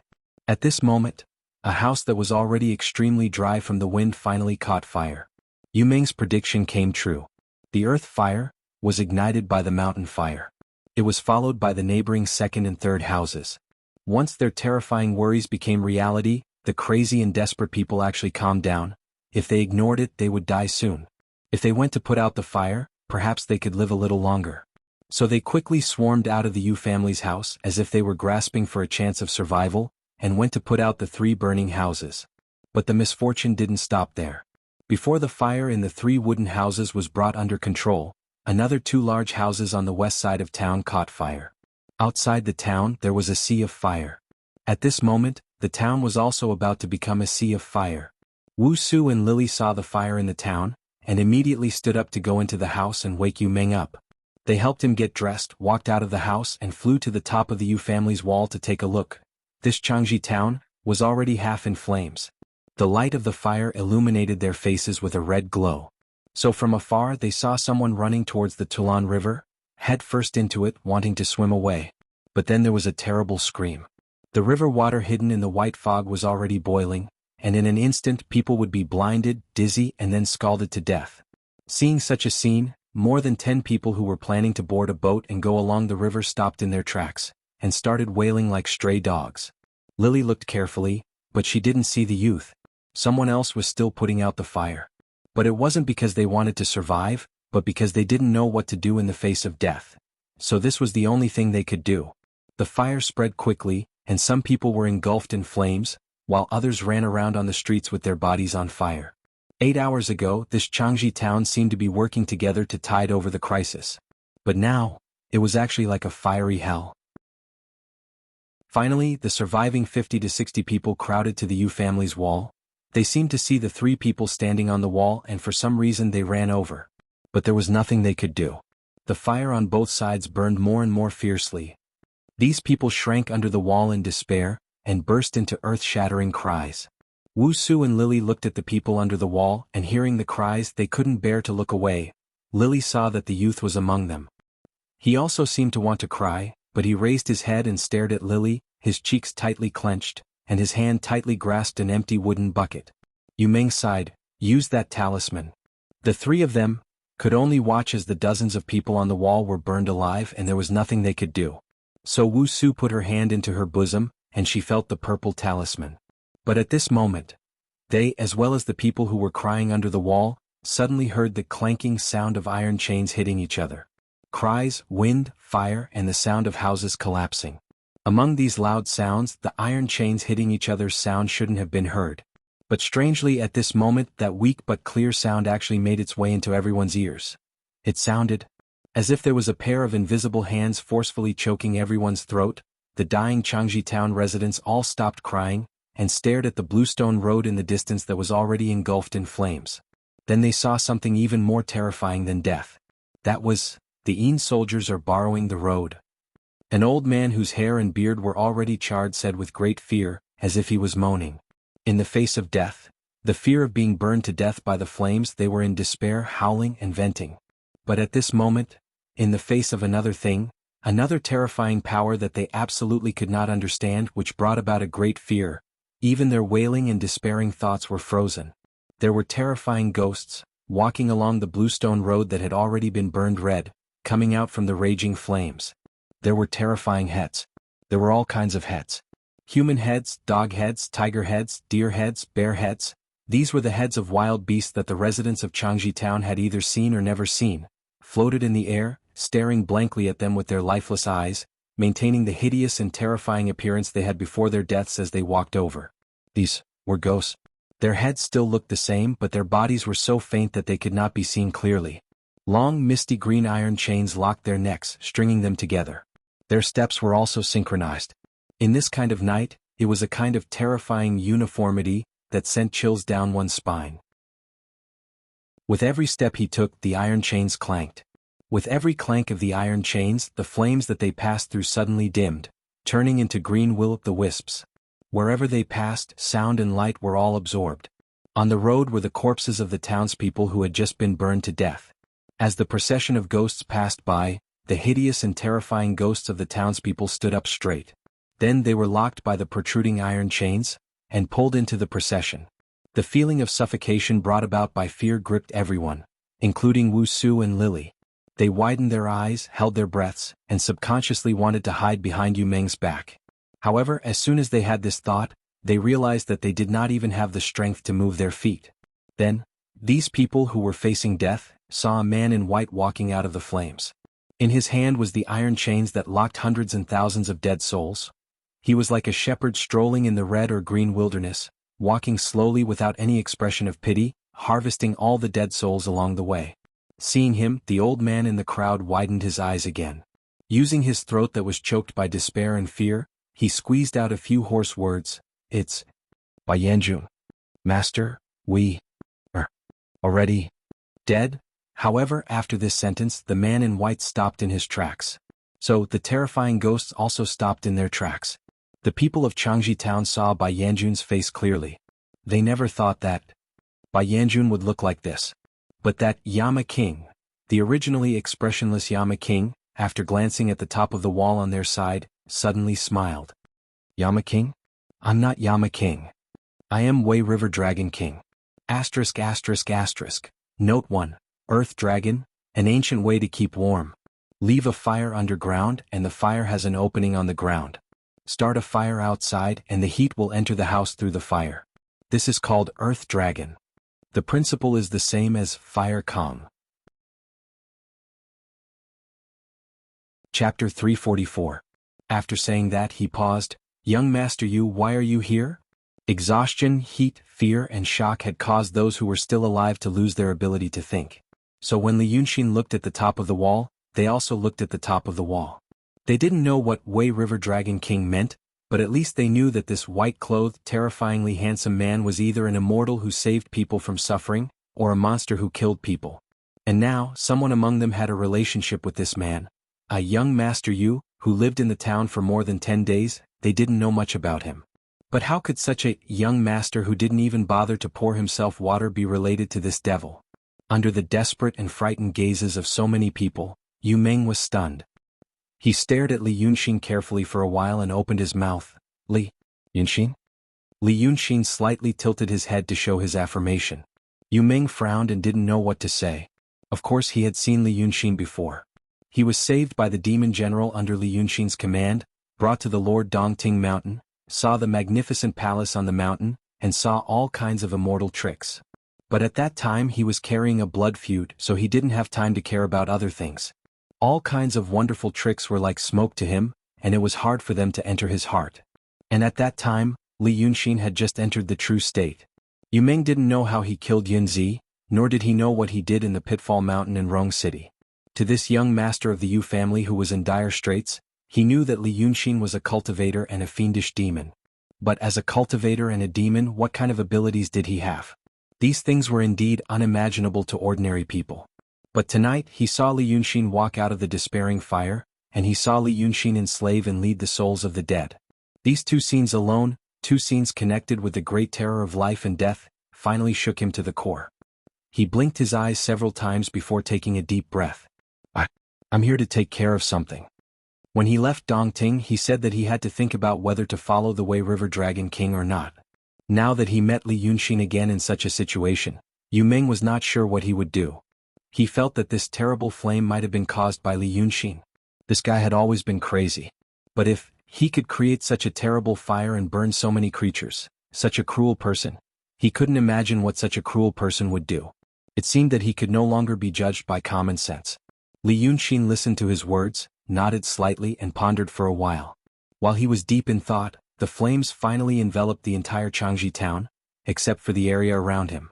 When the fire came near him, it suddenly weakened. It first turned light yellow, then turned dark green. Then it turned from blazing hot to gloomy cold. Because of this, these survivors were able to rely on the wall and were protected by Li Yunxin's careless protection. After 6 breaths, Li Yunxin looked at Yu Meng again. So, have you done it? Not yet. How long will it take? His tone sounded like they met on the side of the road tonight. The sky was clear, so they chatted for a while. This made Yu Meng very nervous. A few days at least, dozens of days at most. I'm not sure yet. Yu Meng tried to calm down. This fire? Did you make it? Li Yunxin shook his head. Do it as soon as possible. Do it quickly so that you can help me. Then he smiled again. This fire? It has something to do with me, but it also has something to do with the Daotong Kenzo. Speaking of the Daotong Kenzo, have any of you seen their people nearby recently? The second half of the question was directed at the townspeople who were huddled under the wall, but who dared to answer him. Moreover, they really did not know what he was talking about. But it seemed like he did not really want them to answer. Li Yunxin took 2 steps forward. The iron chain in his hand rattled. Those scary ghosts were also pulled closer by him. Then he bent down and looked at those people. No one dared to speak. Even the children did not dare to cry. The scary aura took away their courage and consciousness. They stared at him with wide eyes, teeth chattering. Li Yunxin stretched out his hand and used a finger to touch an old man's forehead, then retracted it. Then a faint, smoke-like soul was pulled out by him. Then Li Yunxin took out a blue book out of nowhere and opened it. It seemed that this book contained all the old man's memories. After a few glances, he frowned slightly. The iron chain in his hand shook. The old man's soul was locked in that scary group. The old man's body tilted and he fell. The townspeople stirred slightly and huddled closer to each other like a group of frightened rabbits. Lily let out a soft, "Ah." Li Yunxin stretched out his hand to touch the second person's forehead. But no one dared to resist. In the face of such a powerful and unfamiliar force that was beyond their understanding, all courage disappeared. They were like lambs waiting to be slaughtered. It wasn't until Li Yunxin touched the forehead of the 6th person, the youth named Sun Xiaoping, that Lily couldn't help but cry out. "What are you doing?" Her voice was very soft and sounded timid. But at this time, she was indeed the only one who had the courage to ask Li Yunxin this question. Li Yunxin glanced at her, but then stretched out his hand. "You want to kill all of them?" Lily shouted again. "What's the difference between you and those Taoists in the city of Wei?" Wu Su pulled Lily's sleeve, but at the same time she held her little sword tightly and stared at Li Yunxin with vigilance. Li Yunxin turned to look at Yu Meng. Yu Meng hesitated for a while, but in the end he did not scold Lily. He frowned. It's not easy for them to survive. Why does Dragon King have to kill them all? They are just ordinary people. Who is Dragon King trying to ask? Li Yunxin straightened up and let go of the teenager in front of him. Do you want to know what happened? Like this fire? Yu Meng could not keep up with Li Yunxin's jumping thoughts. Or it could be said that the stronger party always had the power to do whatever they wanted. So he could only frown again and follow the other's train of thought. What is it? Dao Tong and Kenzo are chasing after me. I almost succeeded. But now I am preparing to leave a way out for myself. As for this fire, I didn't make it. It was accidentally ignited when I was fighting with Dao Tong. I can't put it out until now. Li Yunxin looked around again. I need to borrow this place later. I never thought there would be a town here. But it doesn't matter. So I need to know if there are any Dao Tong or Kenzo spies nearby. You three are acquaintances. Why don't I ask them instead of you? Yu Ming did not answer him immediately. But Lily frowned again. Why kill people? Li Yunxin's face suddenly showed a strange and complicated expression. He stared straight at Yu Ming for a while, then suddenly said, Young Master you really can't tell? Yu Ming was even more puzzled. Tell what? Li Yunxin was silent for a while, then suddenly reached out and lifted the body of the old man who died in the beginning. His hand was on the old man's neck, so it was effortless for him to lift the old man up. Then, like shaking a sack, he shook the old man's body. There was a crashing sound. White bones, and dust fell to the ground. Yu Ming, Wu Su and Lily were stunned. They stared at the pile of white bones for a long time, speechless. A body that was full of flesh and blood just a breath ago, turned into bones in such a short time? And if they looked carefully they would find that the white bones were not white but yellow. There were even some cracks on the bones. The cracks were not caused by a punch, but more likely due to a long period of drying and cracking. Li Yunxin reached out and lifted a few other bodies. They all shook in the same way, they all turned into a pile of bones and fell to the ground. Then Li Yunxin reached out and lifted Sun Xiaoping up.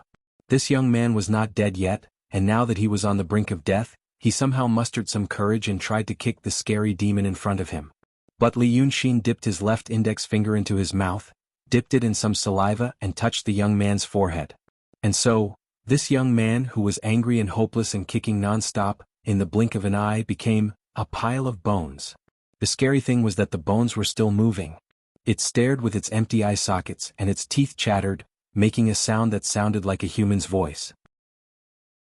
Wu Su and Lily finally cried out again and hid half their bodies behind their young master's back. Li Yunxin took out Sun Xiaoping's soul. The bones stopped moving and fell to the ground. Then he slightly raised his head and looked at Yu Ming. Do you know that you have been living in the same ghost town? The three of them were stunned and felt a chill crawling up their spines. It was as if the surroundings were not burning with fire but ice and snow. Looks like you don't know. Li Yunxin turned back and continued to take out the souls from the townspeople, looked at them and moved on to the next one. But this time he was minding his own business while talking. On my way here I met some people who lived in the wild forest. Some of them told me that the north was haunted. They said that those ghosts rushed into the wild forest to kill. Anyone who came near Changji town was killed. This ghost has been haunting for hundreds of years. This Changji town. There was indeed a Changji town, but that was during the Yi dynasty. At the end of the Yi dynasty, Changji town was destroyed by war, and no one lived in this area, so it started to be haunted. These ghost things. I looked at them and remembered, they were all people from Changji town. But after they died, their souls were extracted, kept, and sealed in their corpses to become puppets. They didn't even know they were dead and slowly rotted and dried up. They continued to cut trees, kill people, eat and place logs. Anyone who came up from the river to watch was also killed. But luckily there are not many people here. The person who sealed them here told them to guard something. He also told them to wait for a person. Li Yunxin looked at the blue book in his hand and laughed. No wonder these ghost things didn't run when they saw the fire and insisted on guarding this town. So I have to take a good look and see if it's the work of Dao Tong or Kenzo people. Such a great ability. To be able to leave so many ghosts in the world of the living, it's really like a human. After saying this, he reached out his hand and crushed the neck of the last corpse. So the bones in front of him were already piled up to his knees. Found it? But recently there was one called Lu Gongjiao. He came here half a month ago. But he was surrounded and killed by these ghost things. He turned to look at Yu Ming. Lu Gongjiao, isn't this young master Yu's teacher? But it's reasonable. Martial arts masters were dealing with people, not dead ghosts, and there were so many dead ghosts at that. If young master Yu wants to wait here, then your teacher will have waited in vain. Yu Ming's eyes widened. Dead? My teacher is dead. But Li Yunxin didn't care about his surprise. He turned around and stood up straight, looking at Yu Ming seriously. This group of dead ghosts kill anyone they see. But the three of you came here safe and sound. In other people's eyes, these dead ghosts all look like dried up bones, but you can't see it. So young master, who are you? Yu Meng was stunned. Wu Su and Lily also opened their small mouths, looking at their young master in surprise. After a while, Yu Meng opened his mouth. How would I know? I heard someone talking to me. Who? Li Yunxin immediately asked. I don't know, it's just in my head. Yu Meng frowned and hit his head. Because of this, he accidentally fell off the wall. Wu Su and Lily screamed and hurriedly jumped down to help him. But the two girls reacted a little slower because of their shock. Yu Meng tumbled and fell into the pile of bones in front of Li Yunxin, stirring up a cloud of smoke. The two girls frowned, gritted their teeth, and came over to help him up. That Yu Meng hit his head again, unaware. It told me something. It seems like I remembered it myself, and told me to come to Changji town to find me. Although he didn't look like he was in pain, he was thinking very hard. Li Yunxin looked at him carefully and felt that he wasn't faking it. So he took a deep breath and used his sword fingers to wipe his eyes. His black and white human eyes instantly turned into the golden eyes of dragons. Then he scanned the ground in all directions. When I came here, I felt that there was something wrong with the earth chi here. As he looked, he walked slowly.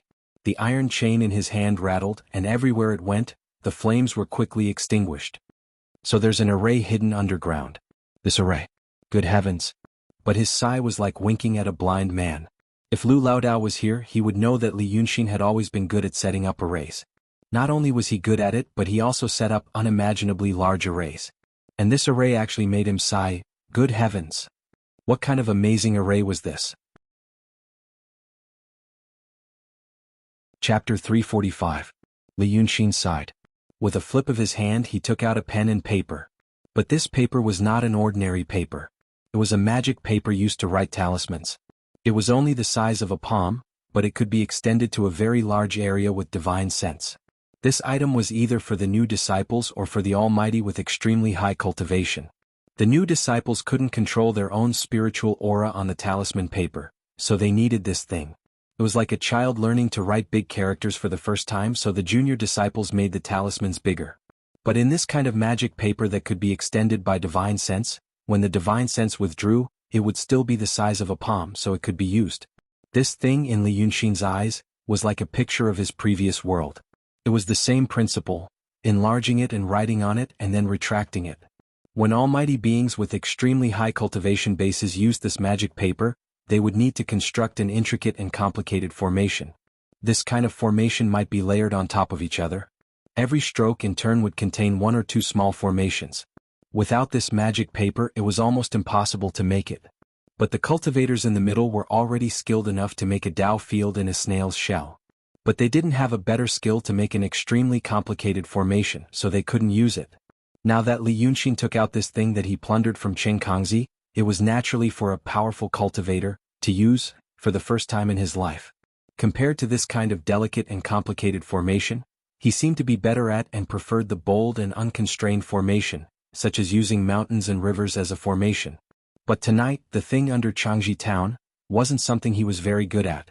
So he decided to give it a try. When he spread the magic paper in the air and picked up the brush, Yu Meng held his head and asked, "What are you doing?" Li Yunxin picked up the brush. The pale golden magic paper in front of him suddenly became infinitely large in front of his eyes. It was almost able to cover the entire Changji town. But this feeling was only his own feeling. He turned to look at Yu Meng and saw that he was still an ordinary person. This kind of experience was hard for mortals to imagine. So he put down the first stroke.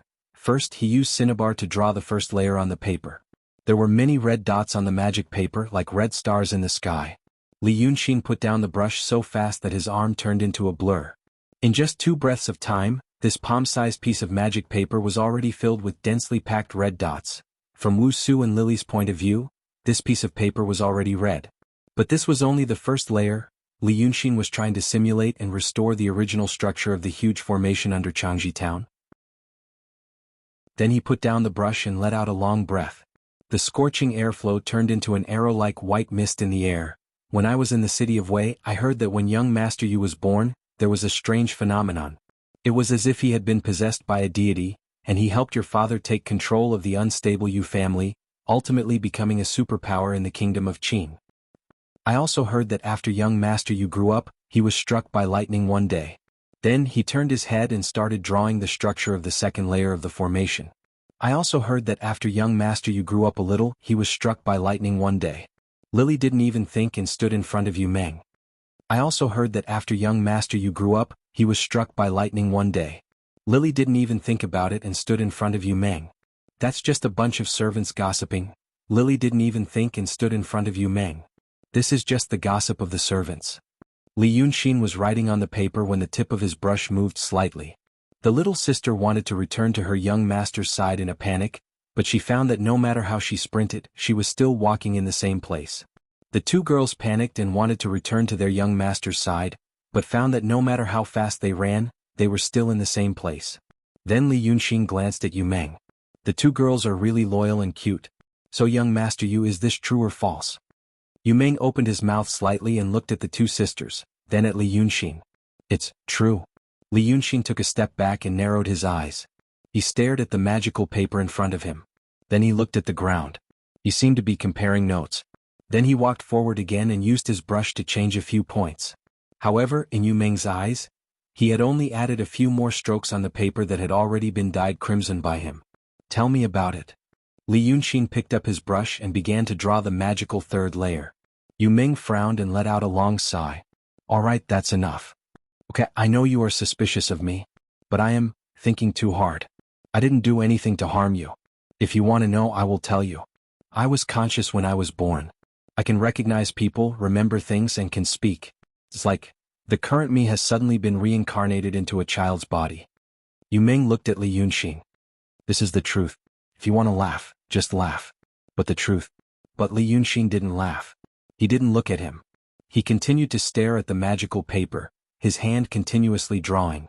It was as if the miraculous experience that Yu Meng described, which made Wuxia and Lily's jaws drop, was just a common story that he had heard 1,000 times. He said, "Oh." Yu Meng was stunned. Then he heard Li Yunxin say, "Continue?" He looked at the sea of fire around him, then at Wuxia and Lily. He sighed. Actually, there is another person. Or I don't know what it is. In my body or mind, he spoke to me at that time. I said it might be a person because he has a name. He told me that he was living in my body by accident. There will be a way. The rumors in the market, that I helped the Yu family through whatever storm, whatever wave, it's all because of him. Li Yunxin finally turned his head to look at him. Then his face revealed a faint but very strange expression. Ha, young master Yu. What a good young master Yu. This is what a main character should be like. Yu Meng didn't know why, but he frowned. Li Yunxin turned his face back. He hesitated for a while, then started to write again. But it was much slower than the first time. Although the strokes were still like a storm, at least the arm was no longer an afterimage. When you were 10 years old, you ran to the roof to play at night and got struck by lightning. What's going on? It was the old Shin in my head who told me to go to the roof. Yu Meng thought for a while and spoke more fluently. Oh, that old grandpa's surname is Shin. Li Yunxin said. Li Yunxin's performance influenced him. This Li Yunxin, he behaved calmly, he even said something that even he couldn't believe, but Li Yunxin was still calm. Yu Meng kept the secret in the past because he was afraid of getting himself into trouble. But now that it had come to this, he suddenly realized, maybe Li Yunxin knew something. And he himself might be able to solve the mystery tonight. So he looked at Wuxia and Lily, who were too shocked to speak, and continued, I was 10 years old then. That night, old Shin suddenly asked me to go to the roof. He said an old friend came to visit. Old Shin was usually in the same body as me, so of course we had a good relationship. Plus, I heard it was an old friend. Although I was born with consciousness and knew how to recognize people, the truth is, I don't remember who I am. I asked old Shin, he said if I didn't drink Meng Po's soul-forgetting soup when I was reincarnated, then why can't I remember who I am in my past life? However, old Shin only said that I'm a person born with knowledge. That's why he reincarnated into my body by accident. When he said this, he saw Li Yunxin smile and shake his head. Yu Meng didn't know what Li Yunxin was smiling about, so he paused and continued, I asked him about his past, but he didn't say a word. He only said that night, I did as he said and climbed to the roof in the middle of the night. The sky was clear and the air was clear. But suddenly, a dark cloud floated over and it started raining. Li Yunxin's pen stopped drawing on the magic paper. He turned to look at him. What kind of dark cloud? After saying this, he didn't answer randomly. He waved his left hand and dense water vapor rose from his sleeve. He pointed to the sky. Was it like this? Yu Meng followed his finger and looked at the sky. Actually, the sky was already bright at this time. But they were in the middle of a sea of fire. The thick smoke produced by the fire pressed heavily into the sky, blocking the sun completely as if it was night. But the dark clouds formed by the smoke were reflected red by the fire on the ground, like rolling lava or fire clouds in the sky. And under these fire clouds Yu Meng saw a green dark cloud. It was lower than the smoke. He was stunned for a moment, then he widened his eyes and looked at Li Yunxin. Yes. I remember it clearly, that night the cloud was very low. It seemed like it could be reached with one's hand, and it floated over suddenly. Then, the old Shin in my head was talking to someone in the cloud. But it wasn't really talking. They didn't make a sound, I could only hear a few words in my head. I still remember. The person in the cloud said that old Shin was too ostentatious, and would be found by them. Old Shin said, time is running out, and we should take a risk. I can roughly remember these two sentences. Yu Meng started to frown, because he felt that his head was starting to hurt again. The pain was so bad that it felt like it was going to split open. But he clenched his teeth, then the two parties seemed to be annoyed. The person in the cloud struck down with a lightning bolt, and old Shin disappeared for a few years. Li Yunxin paused, the tip of his pen hovering over the paper. He frowned slightly and stared at the paper sideways. After thinking for a while he looked at Yu Meng. A few years. Then, he appeared again later. Was it when you went to save me? You, actually no. Yu Meng opened his eyes wide. Then he nodded and sighed, yes. There was no news for a few years, then he suddenly appeared one day. He told me to go out of the city to save someone. It was you. Ah, I knew it. Li Yunxin sneered, as expected. From the day I entered the city of Wei I was set up. Good trick. Good courage. Good courage. What happened after that?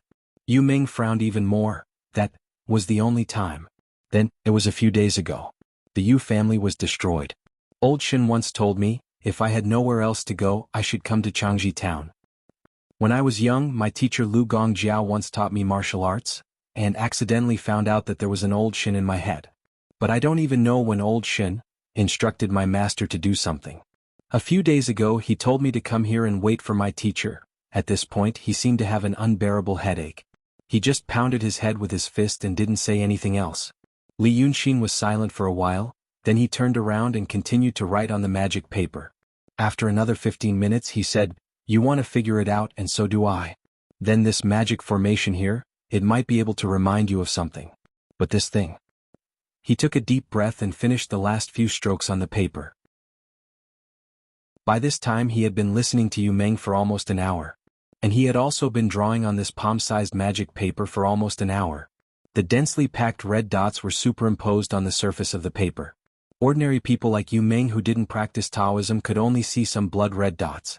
But for Taoists like Li Yunxin who practiced Taoism, once he immersed his divine sense into the paper, vast, magnificent, brilliant, and like a sea of stars, the scene immediately rushed towards him. A total of 64 layers of formations had been superimposed on this piece of magic paper. In the eyes of mortals, these densely packed red dots were stacked together, but in Li Yunxin's eyes, each layer of the formation was three-dimensional. Patches of red dots crisscrossed. At this time it looked like the starry sky in the universe. And each red dot was a star in the starry sky. In fact, each red dot represented a black stone buried underground. Yu Meng said that there was a black stone mine under Changji town, but it wasn't completely true. In Li Yunxin's eyes and perception there were black stones. But they weren't naturally formed. Someone had dug underground who knew how deep. Then they filled in the black stones one by one. Each of them was as big as a house. They were also connected to each other by the same black stones, layer by layer, densely distributed in this Changji town, under the Tulan River in a huge space. If all the soil and stones in this space were cleared out, Li Yunxin raised his head and looked to the north. In the north, on the opposite side of Tulan River, there was a small mountain. But the fire was about to burn that small mountain. In fact, this magic formation had already started to operate slowly. The fire in the wilderness forest ignited the layer of black stones near the surface. Although it was only the first thin layer of the entire magic formation, the shocking heat produced by the smoldering black stones would be transmitted to the second layer. Then the third layer, the fourth layer, the fifth layer, and even the 64th layer. This magic formation was not driven by spiritual energy. Instead, it was driven by the heat produced by the burning black stones. Li Yunxin suddenly thought of something. He turned to look at Yu Meng. What's the name of that old Shin? Yu Meng thought for a while. He said his real name is Shin Mu.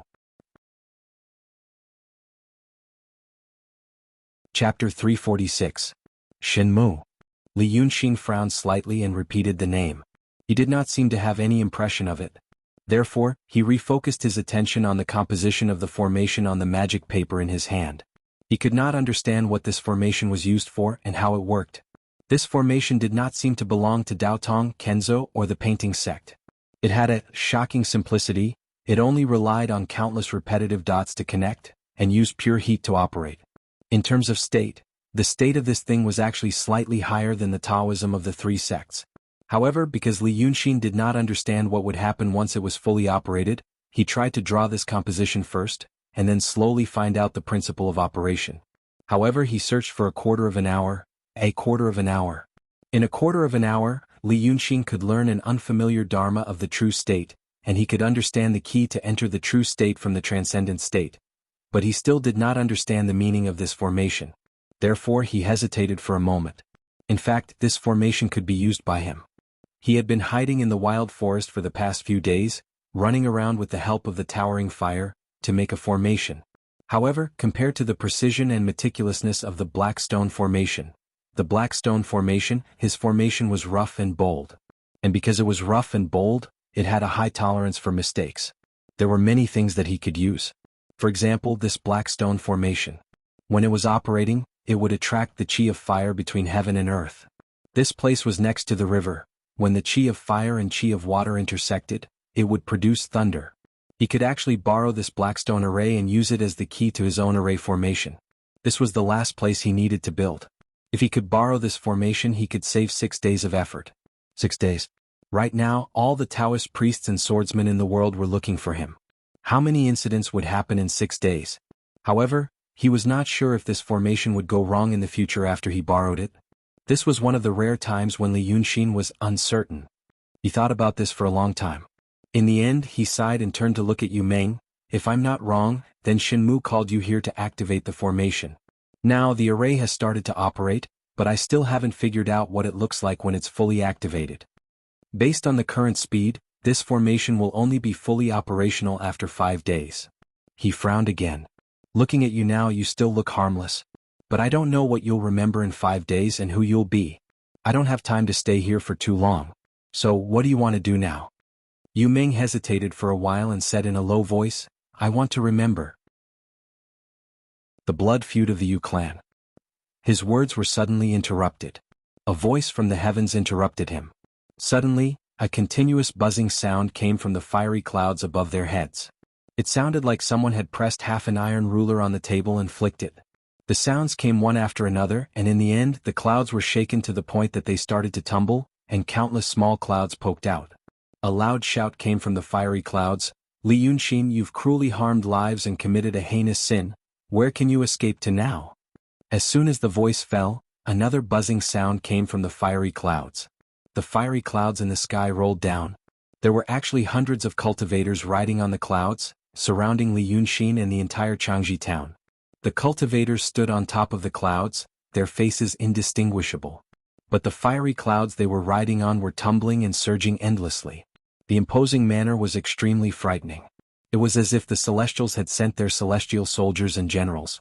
In the next moment, everything on the ground would be crushed into powder. Yu Meng, Wu Su and Li Li had never seen such a scene before. They were stunned and looked up at the godlike cultivators in the sky. Then they turned to look at Li Yunxin. They are... Li Yunxin took a deep breath and put away the magic paper and brush. He sneered, buzzing like flies. They're probably Kenzo people. After saying this, he threw his head back and laughed out loud. His laughter was not inferior to the voice from the cloud, and it caused the surrounding fire waves to scatter in all directions. You want to keep me here with just 100 people? Tell me who you are. How many heroes are there? How many heroes are there? He spoke in a heroic manner, but the iron chain in his hand trembled slightly. At Mount June, 100 people ambushed him. Now another 100 people. But now these 100 people dared to show themselves. It seemed that their cultivation was much higher than before. Moreover, they were Kenzo. The swordsmen of the Kenzo were not as exquisite as the Taoists, but they were more powerful. He had to be an idiot to stand here and let them attack him. Thus he already had a plan in his mind, find the right opportunity to numb them. Then he made a feint, turned around and fled. As for this Yu Meng, he would stay here. This kind of person was born with a clear mind. He even had an old grandpa in his head. With this kind of main character template, his luck wouldn't be too bad. Moreover, there were two girls who liked to laugh beside him. The cultivators in the clouds didn't seem to be very angry after hearing Li Yunxin's arrogant words. It was the same loud and clear voice from before. Kenzo Lingshu Sword Sect, Shuliao Sword Sect, Lingguang Sword Sect and Wuyan Sword Sect. We are here to kill the devil. Devil, can these people keep you here? Li Yunxin laughed loudly. I thought it was some high-class stuff. So it's you guys who are inferior. Lingshu Sword Sect, Sect Leader Ming Jinzi, I killed most of your disciples. You still dare to come here? Didn't you wet your pants in the sky a few days ago? As far as I know, there's also your Kenzo's Chongshao Grotto near the Qin Kingdom and Yi Kingdom. That Chongshao Grotto didn't come to chase me but sent you small fries. I remember. Li Yunxin acted as if he suddenly realized something. That Chongshao Grotto's minister Yu Liaozi, a few months ago, went to the Li Kingdom with a few smelly ox-nosed Taoists to chase after the Ghost Emperor. In the end, he betrayed his friends and survived. However, his cultivation has been completely destroyed. Now that he's lost his courage, he only dares to send you guys here? After he said this, he finally heard Ming Jinzi shout. Li Yunxin, you reckless demon, even now you still dare to speak arrogantly and insult our Kenzo Sendo. He indeed came, but he didn't intend to come. There was indeed a disciple sent by Kenzo who accidentally discovered Li Yunxin's whereabouts. He didn't dare to act blindly without thinking and hurriedly reported to his sect. Changji town was located at the border between the Qin Kingdom and the Yi Kingdom. This place was actually the High Heaven Sword Sect's dojo. Since the three nearby Kenzo sects had gathered to capture Li Yunxin, as the host, the High Heaven Sword Sect naturally couldn't sit idly by. Moreover, Ming Jinzi really did hate him. Up in the sky, he was scared by this demon's gaze and ran more than 400 li. How could he bear this kind of humiliation later on? At this moment he was also on the cloud, standing shoulder to shoulder with another sect leader. After scolding Li Yunxin, he frowned and turned his face. Don't talk nonsense with him. Finish this quickly. This demon is sinister and cunning. Although he's surrounded by us now, I'm afraid he's looking for an opportunity to escape. If we let him go this time, there will be endless trouble in the future. The person beside him was the sect leader of the Five Sword Sect, Jing Guangzi. This sect leader looked to be a middle-aged female cultivator with a dignified appearance. The mountain dojo was in the northwest of the Yi Kingdom, facing the Li Kingdom. Hearing Ming Jinzi's words, she sneered. The four sects are all out, where can he go? And this time, I brought two things that can guarantee that he won't be able to escape even if he doesn't want to. Saying so, she flicked her sleeve and an item appeared in her palm. This item was round and shiny. It looked like a transparent glass, but golden light flowed inside. Upon closer inspection, it was actually countless small swords. Ming Jinzi didn't recognize this item and only frowned. What is this? Jing Guangzi laughed. Oh. Senior Ming Jinzi's dojo is in such a remote place like the Yu Kingdom, and you don't often go to the Cloud Mountain, so it's normal that you don't recognize this item. This is called the Glass Sword Heart. It was made by a sage of our Kenzo in the past and has been passed down from generation to generation. Now that it's in my hands. Does Senior know the Fog-Locked Toad Palace of the Langya Heavenly Abode in Daotong? This glass sword heart specializes in breaking through the illusion realm and can restrain that magic treasure. With this item, where can that demon escape to? Ming Jinzi frowned. Then what about the other item? Jing Guangzi laughed. The other item is something I brought from the Cloud Mountain. After saying this, he stared at Ming Jinzi for a while. Senior brother said that previously when Qing Kongzi was chasing Li Yunxin, he tossed out the corpses of the two demon generals under him before he was counter-killed. Then, this Li Yunxin is actually a demon that values comradeship? Ming Jinzi was slightly startled and immediately said, Junior Marshal Sister, don't think too much. That Li Yunxin killed Qing Kongzi in rage, not because of comradeship, but because... He paused. But because of the powerlessness of being unable to control the life and death of the demons under him, which made him furious. These two things sound similar, but they're not the same thing. Jing Guangzi listened to his words and sized him up strangely. Then she laughed. Where did Senior Marshal Brother hear this strange reasoning? What is unable to control? Does senior martial brother know what that Li Yunxin is thinking in his heart? Ming Jinzi said seriously, junior martial sister, don't take it seriously. Jin Guangzi shook her head and raised her hand to interrupt him. I know senior martial brother, you're a little afraid of that Li Yunxin. But senior martial brother, don't forget. We sword cultivators first cultivate sword's courage. If senior martial brother's sword's courage is gone, how far are you from falling into the demonic path? As for what that Qin Kongzi did before, alas. He found the right method by accident, but used it at the wrong time. Jin Guangzi put her hands behind her back and looked down. She saw that Li Yunxin was standing in a sea of fire and saying something to the other three mortals. She smiled faintly. The demon general under Li Yunxin, regardless of whether he cares or not, will always be useful. Why did this Li Yunxin make the seniors of the Heavenly Passage and school return in defeat? Because he's both a demon and a cultivator. This is his advantage, but it's also his disadvantage. The nun narrowed her eyes slightly.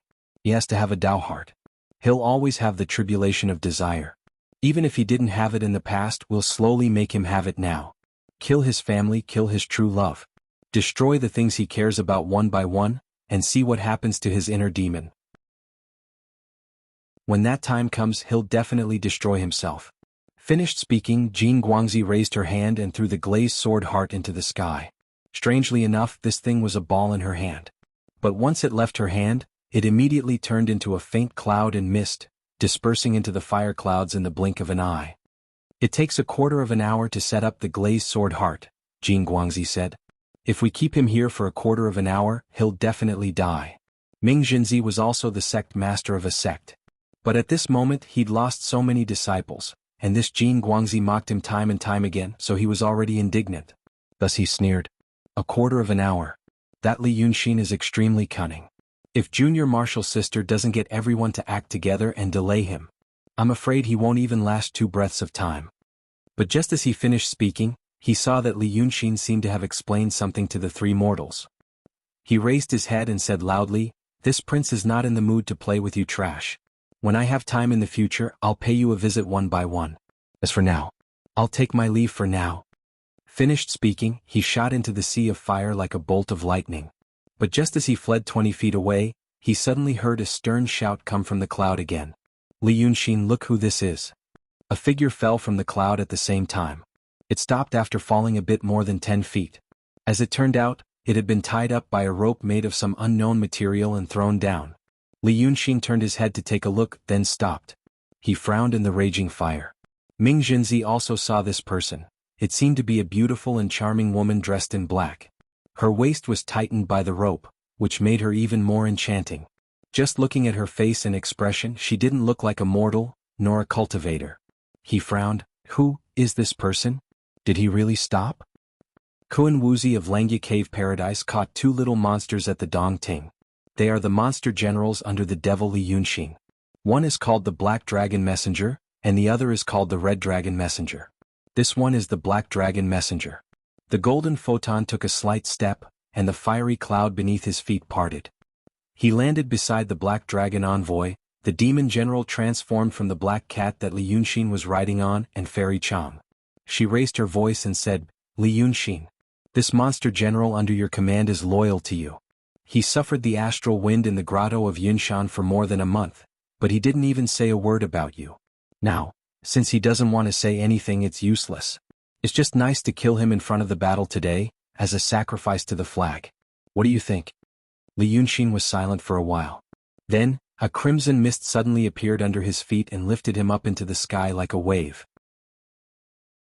A thin and long fiery mist, like a sword rising from the ground, sent him not far away from Sergeant Eugene Kwang. He stared at the sheriff carefully for a while. The black cat's eyes were originally closed weakly. Now they were slightly opened, whispering, My king? Li Yunxin sighed slightly. Silly girl. Why can't you say it? Why suffer like this?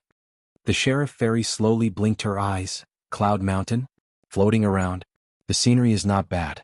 The wind is strong and cool, it's not suffering. But my king. I haven't eaten meat for a long time. I miss it very much. Li Yunxin looked at her, gritted his teeth and laughed. Stinky Taoist priests are sour and stingy, how can they be willing to give you meat to eat? When I kill them one by one in the future, you can eat the tender skin and meat of these Taoist priests and swordsmen. Golden Light smiled, since it's heartache. It's better to hand over the jade inscriptions. Or go back to Yunshan with me. Who knows if there's a chance of survival? Why do you have to stubbornly resist? She took 2 steps on the cloud again, but everyone says that you, Li Yunxin, are cruel and heartless. But it doesn't seem like that today. Did you get into an accident and become affectionate? If this is the case, if I kill your loved ones one by one in the future, won't you die of pain? But the black cat demon exhaled a few breaths and whispered, My king, naturally don't believe the nonsense of the stinky Taoist priests. If my king hands over anything, not only I will still die but my king will also die. I can't be protected. Li Yunxin was silent for a while. Then he looked at the black cat. Are you afraid of death? The cat demon laughed. I'm not afraid. Good girl. Li Yunxin suddenly flew back a few steps, looked at the Taoist priests in the sky one by one, and then raised his hand. Lingshu Sword Sect, Chuyao Sword Sect, Lingguang Sword Sect, Wuyan Sword Sect. You dare to come and kill me and even dare to tell me your name, you really have guts. When he said these words, his voice was calm. It was not as indifferent as Ming Jinzi imagined, nor as angry as Golden Light imagined. It was just cold and gloomy. He looked at Golden Light again. I have always been the one to threaten others with this kind of thing. You're also the first person to threaten me with something like this. Before that, Kun Wuxia of Langya Cave knew not to force me to death, and imprison my 2 disciples in Yunshan so that I would not take action for fear of harming the innocent. But now you really have guts. Then he shook his head and laughed. There are some things I don't like to say.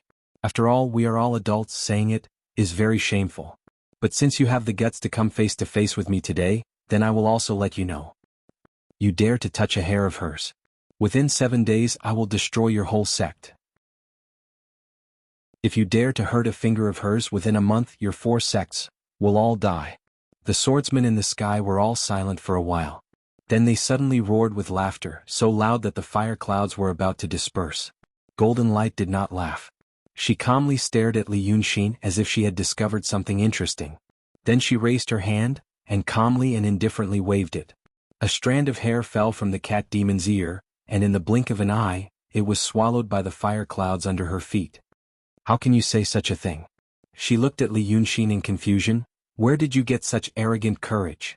She reached out again and pinched one of the cat demon's wrists. She stared straight at Li Yunxin. She exerted force with her 2 fingers, and there was a crisp cracking sound. Don't you know that you are about to die? It was at this time that a crisp sound came from the sky. An invisible barrier enveloped the whole of Changji town. The glazed sword heart array had been completed. Chapter 347. A quarter of an hour. Less than 30 feet away from Li Yunxin, Jin Guangzi turned his head to look at Ming Jinzi above as if there was no one else around and smiled. Your biggest mistake in the past was to mistakenly believe that this Li Yunxin was cold and heartless. But a truly cold and heartless person would never emphasize this point. For example, you and me. So to kill him, you have to use emotion. These men don't understand you, but I can see through you. The Taoist nun turned her head and looked at Li Yunxin. Then she pointed a finger at the cat demon and said softly, Cut. A small golden sword suddenly formed above the cat demon's head and then fiercely pierced down. It was too late, but it happened very quickly. At the moment when the golden sword was about to pierce through the cat demon, Li Yunxin immediately leaned forward and shook it away with a bang. Then, he cut the ropes and pulled her over. Jin Guangzi laughed loudly. The red cloud under her feet suddenly rose up and returned to the formation. I thought you were really a heartless and peerless demon, but now you've become a soft-hearted stupid demon. Could it be that you couldn't tell that I was using that strike to test you?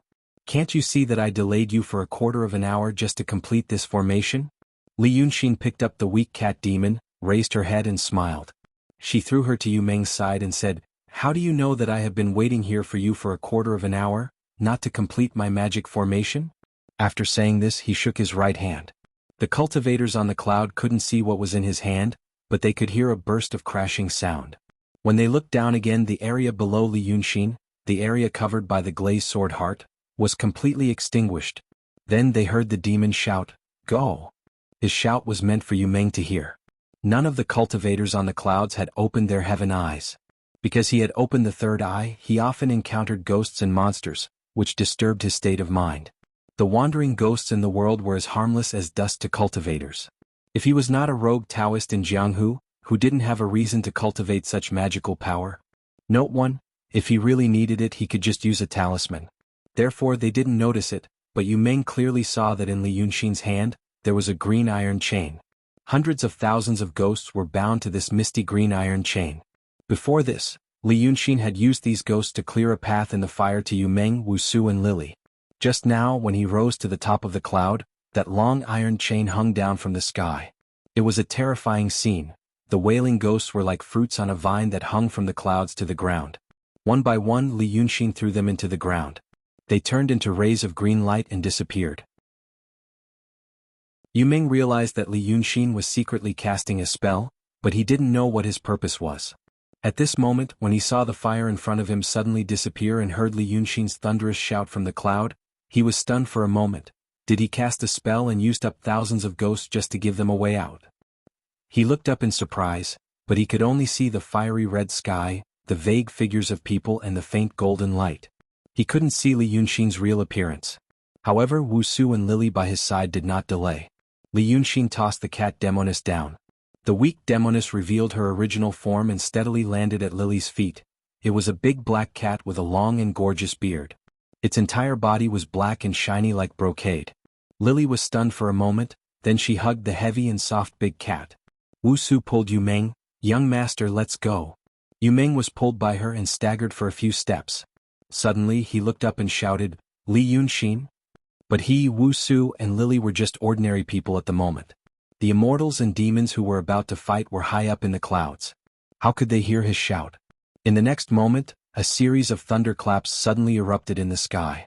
Li Yunxin had revealed her dragon form, which was 1,000 feet long. She leaped through the clouds and thunder and pounced on the swordsman above the clouds. When Qi Wen's real body appeared, the air blast caused the low-pressure fire cloud to shake slightly. With just a few movements of his body, the ferocious dragon head had already reached the top of the cloud. The space covered by the magic treasure Glazed Sword Heart was huge. The whole Changji town and a long stretch of Tulan River was covered.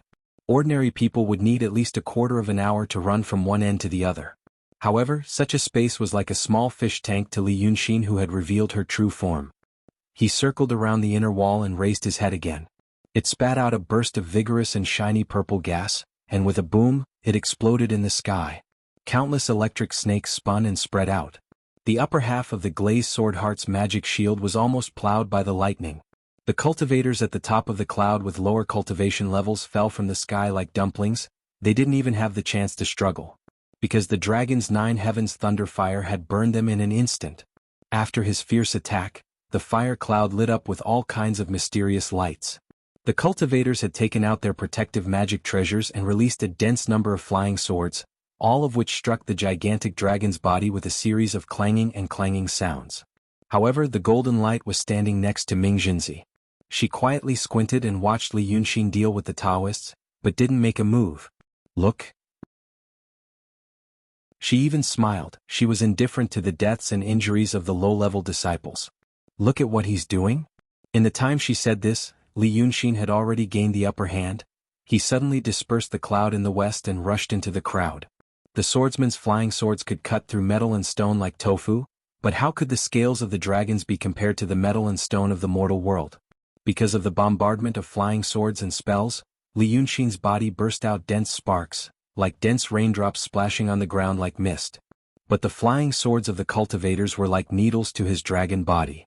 Occasionally some of them could penetrate, but with a sweep of his body they were all swept away. This tyrannical demon rushed into the crowd, opened his mouth, and sucked in 6 or 7 people along with the thundercloud. With a bite and a close, he chewed them to pieces. Then with a loud bang he turned into a large cloud of blood mist and spat out, blasting a series of disciples riding on flying swords into pieces. Carrying the wind and thunder with it, it swam to a place where the crowd was densely packed. The scales suddenly opened and closed, and with a series of loud kacha kacha kacha, there was another explosion of thunder that filled the sky, and another 8 or 9 unlucky people who couldn't dodge in time were killed. The dragons with strong bodies were like fierce tigers rushing into a flock of sheep. In just 2 breaths they killed to their heart's content. Then they turned around and rushed down, quickly breaking away from the battle and pouncing on the other side. But there were still high-level swordsmen with higher cultivation in the crowd. Just a few hundred feet after he descended from the cloud, a dark and heavy flying sword hid among the broken limbs and chunks of flesh that rained down like raindrops, hitting the dragon's neck right in the middle. Almost no sound was heard, and there were no sparks or electric sparks like when ordinary flying swords hit his body. The black sword silently sank into his body, and in the blink of an eye, it pierced through his body. When it went in, no wound could be seen, but when it came out, a terrible big hole immediately exploded on the dragon's neck, and the dragon bones with golden light flowing inside could almost be seen. Li Yunxin's body suddenly trembled as if he was in extreme pain, and with a loud bang he flew up into the sky. But at this time the protective barrier of the glazed sword heart played its role. No matter how high he flew, he was stuck at a certain height. From the wound on his neck, the golden dragon blood really sprinkled down like a huge waterfall. Once it was poured on the fire cloud, it immediately burned with a loud bang. If it was not poured on the cloud but on the person, that person let out a short scream, and was immediately corroded by the golden blood into white bones. After being seriously injured, Li Yunxin let out a heaven-shaking roar. Immediately, two golden flowing lights appeared beside him. It was a protective formation formed by the two golden deities. He fiercely dived down again, staring at the cloud that shot out the black sword. He shouted, "Fight!" But this voice, it sounded like it was not made by him alone, but at the same time, there was another rough, bold and unrestrained male voice. After this shout, in the void in front of Li Yunxin, an incomparably huge and powerful man suddenly appeared. This man's body was cold and he had a dignified appearance. His pair of eyes emitted cold stars, and his two curved eyebrows were like brushed paint. Looking at him, he actually had an awe-inspiring aura that even 10,000 men could not defeat. Right now, this huge human figure was in the sky and one of his fingers was as big as a human. It really looked like a god from the heavens had descended to the mortal world, indomitable and indomitable. Once this huge human figure was formed, the cold light in his eyes shot straight at the cloud, and then he shouted angrily, "Where's the wine?" With this extremely deep and powerful roar, he raised his fist that was as big as a small mountain and fiercely smashed it. The swordsman immediately knew that Li Yunxin had used a horrifying spiritual treasure. However, as soon as this man appeared, the hiding place of the person who had injured Li Yunxin also lit up with dazzling spiritual light at the same time. A solemn and majestic voice chanted a spell, "Where are all the gods on duty, the guardians of the myriad realms? Under the order of Patriarch Wanjun, come quickly and help me." Every time the cultivator chanted a god's name, a huge golden light incarnation appeared. Although these angry golden light deities were only half the height of the stalwart man, their bodies were surrounded by treasure light, and the sabers and spears in their hands were awe-inspiring. They gathered into a formation with 8 sides and 6 arrows, and they swarmed forward to block the man's fist. However, boom! These gods were shattered by this man's fist, and they turned into flowing lights that scattered in all directions as if they were made of paper. The person hiding behind the cloud immediately chanted another spell. At the same time he splashed out talismans that filled the sky and released 2 sword arrays to protect himself. Then he let out a cold laugh and said, "Insignificant tricks. Look at me." However, there was another loud rumbling sound. A large stretch of clouds was smashed into pieces by the unstoppable iron fist. Those talismans and sword formations were all turned into flying ash. Before the voice could finish speaking, his physical body was also smashed. At this moment, the huge and majestic man looked up at the sky and laughed, shouting, "Where is the tiger?" Then, his figure faded and disappeared into the void. After a full 3 breaths, the high sky was quiet for a full 3 breaths. Then the disciples shouted, "Immortal Chan has fallen! Immortal Chan has fallen!" At this moment, only a dozen breaths had passed since the golden light said the last sentence. During this time, Ming Jinzi only had time to frown slightly, pause for a moment, and then look at the place where Li Yunxin was fighting. Then he heard the swordsman on the cloud shout loudly, "Immortal Chan has fallen!" He was dumbfounded. In just a dozen breaths. On the scorched ground that was still emitting green smoke, the 3 people who were shouted at by Li Yunxin to go, only ran a few dozen steps. That immortal Chan of Chu Liao sword sect, a sword cultivator who was good at fighting, was killed by Li Yunxin. This scene immediately evoked a terrible memory in his heart. That day, Li Yunxin stood in the blazing flames, bathed in Chen Kangxi's flesh and blood, and glanced at him eerily. Ming Jinzi couldn't breathe and choked. "Junior sister, why are you standing there? He has already killed 1 person. Do you want him to kill them one by one?" Jin Guangxi's expression remained unchanged. High in the clouds, she looked indifferently at the heavily injured Li Yunxin, who was protected by the two golden light gods, and rushed into the battle. She said, "Keep watching." Ming Junzi abruptly waved his big sleeve. "What are you looking at? You formed the glazed sword heart array but didn't release it. Do you know that you have trapped Li Yunxin and your fellow cultivators?" That demon rushed into the crowd like a tiger rushing into a flock of sheep. "Do you plan to stay and fight him alone?" Behind Jin Guangzi and Ming Junzi were the disciples of the Wujin sword sect. Now their sect master didn't move, and they didn't move either. Even though the cultivators of the other two sects were fighting Li Yunxin, they acted as if they were their master. Their expressions were indifferent, as if the situation had nothing to do with them. This made Ming Junzi look like a timid and weak secular person, as if he was facing a formidable enemy. Jin Guangdian sighed. "Junior brother, you can continue reading." Like a parent who was finally annoyed by her child, she raised her hand and pointed at Li Yunxin from afar. "Li Yunxin has revealed the incarnation of Shinryu. According to what you said, rushing into the crowd is indeed like a tiger rushing into a flock of sheep. But look at why he no longer relies on his advantage of coming like lightning and leaving like the wind. He first rushes for a while, then turns around and leaves. What if he rushes over when the other side has no time to support him? His physical body is tyrannical, and his speed is beyond our reach. It is best to use this kind of attack and escape method. But look at him from just now until now. He hasn't been fighting like this. He is." Ming Junzi was restless at first. But listening to Jin Guangzi speak in such a calm and steady tone, her heart slowly calmed down. At this time, looking in the direction that Jin Guangzi pointed, she also saw the door. Li Yunxin was indeed strange. Note 1. This was explained in a chapter a long time ago. But I can't find which chapter it is. The gist of it is that people often die in the world. Although ghosts are not common, cultivators cultivate spiritual power. The ghosts that have not been collected in time always like to go to places with more spiritual power. Therefore, there may be more ghosts around cultivators. If you open the magical power of the third eye, you can see ghosts 24 hours a day. It is quite scary to suddenly see a ghost face when you open your eyes after meditating.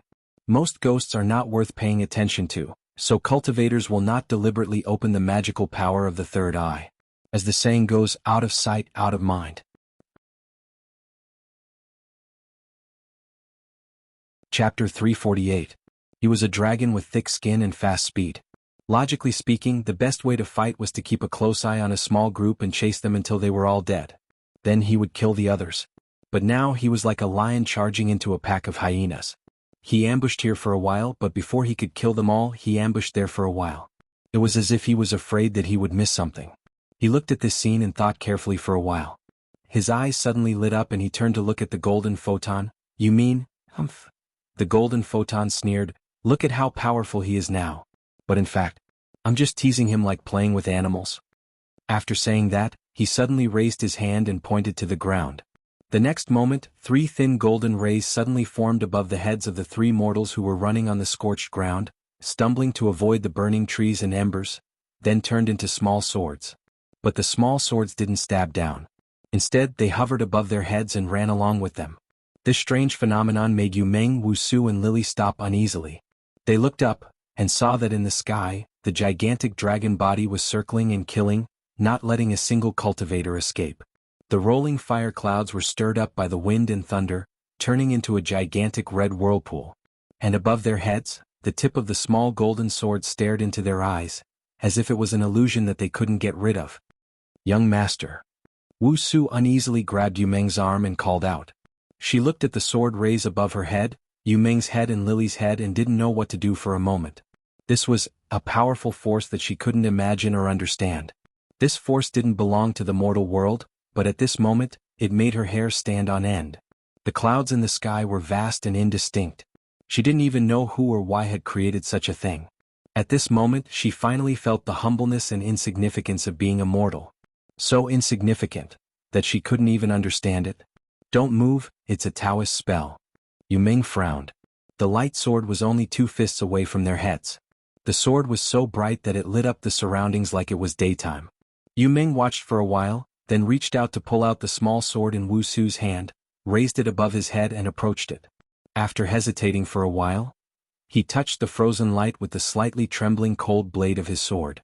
Wusu cried out softly in fear, "Young master, be careful." But the blade passed through. Nothing happened. The frozen light was still hanging there, moving with their movements, pointing straight to the ground. However, the blade of the sword remained unscathed.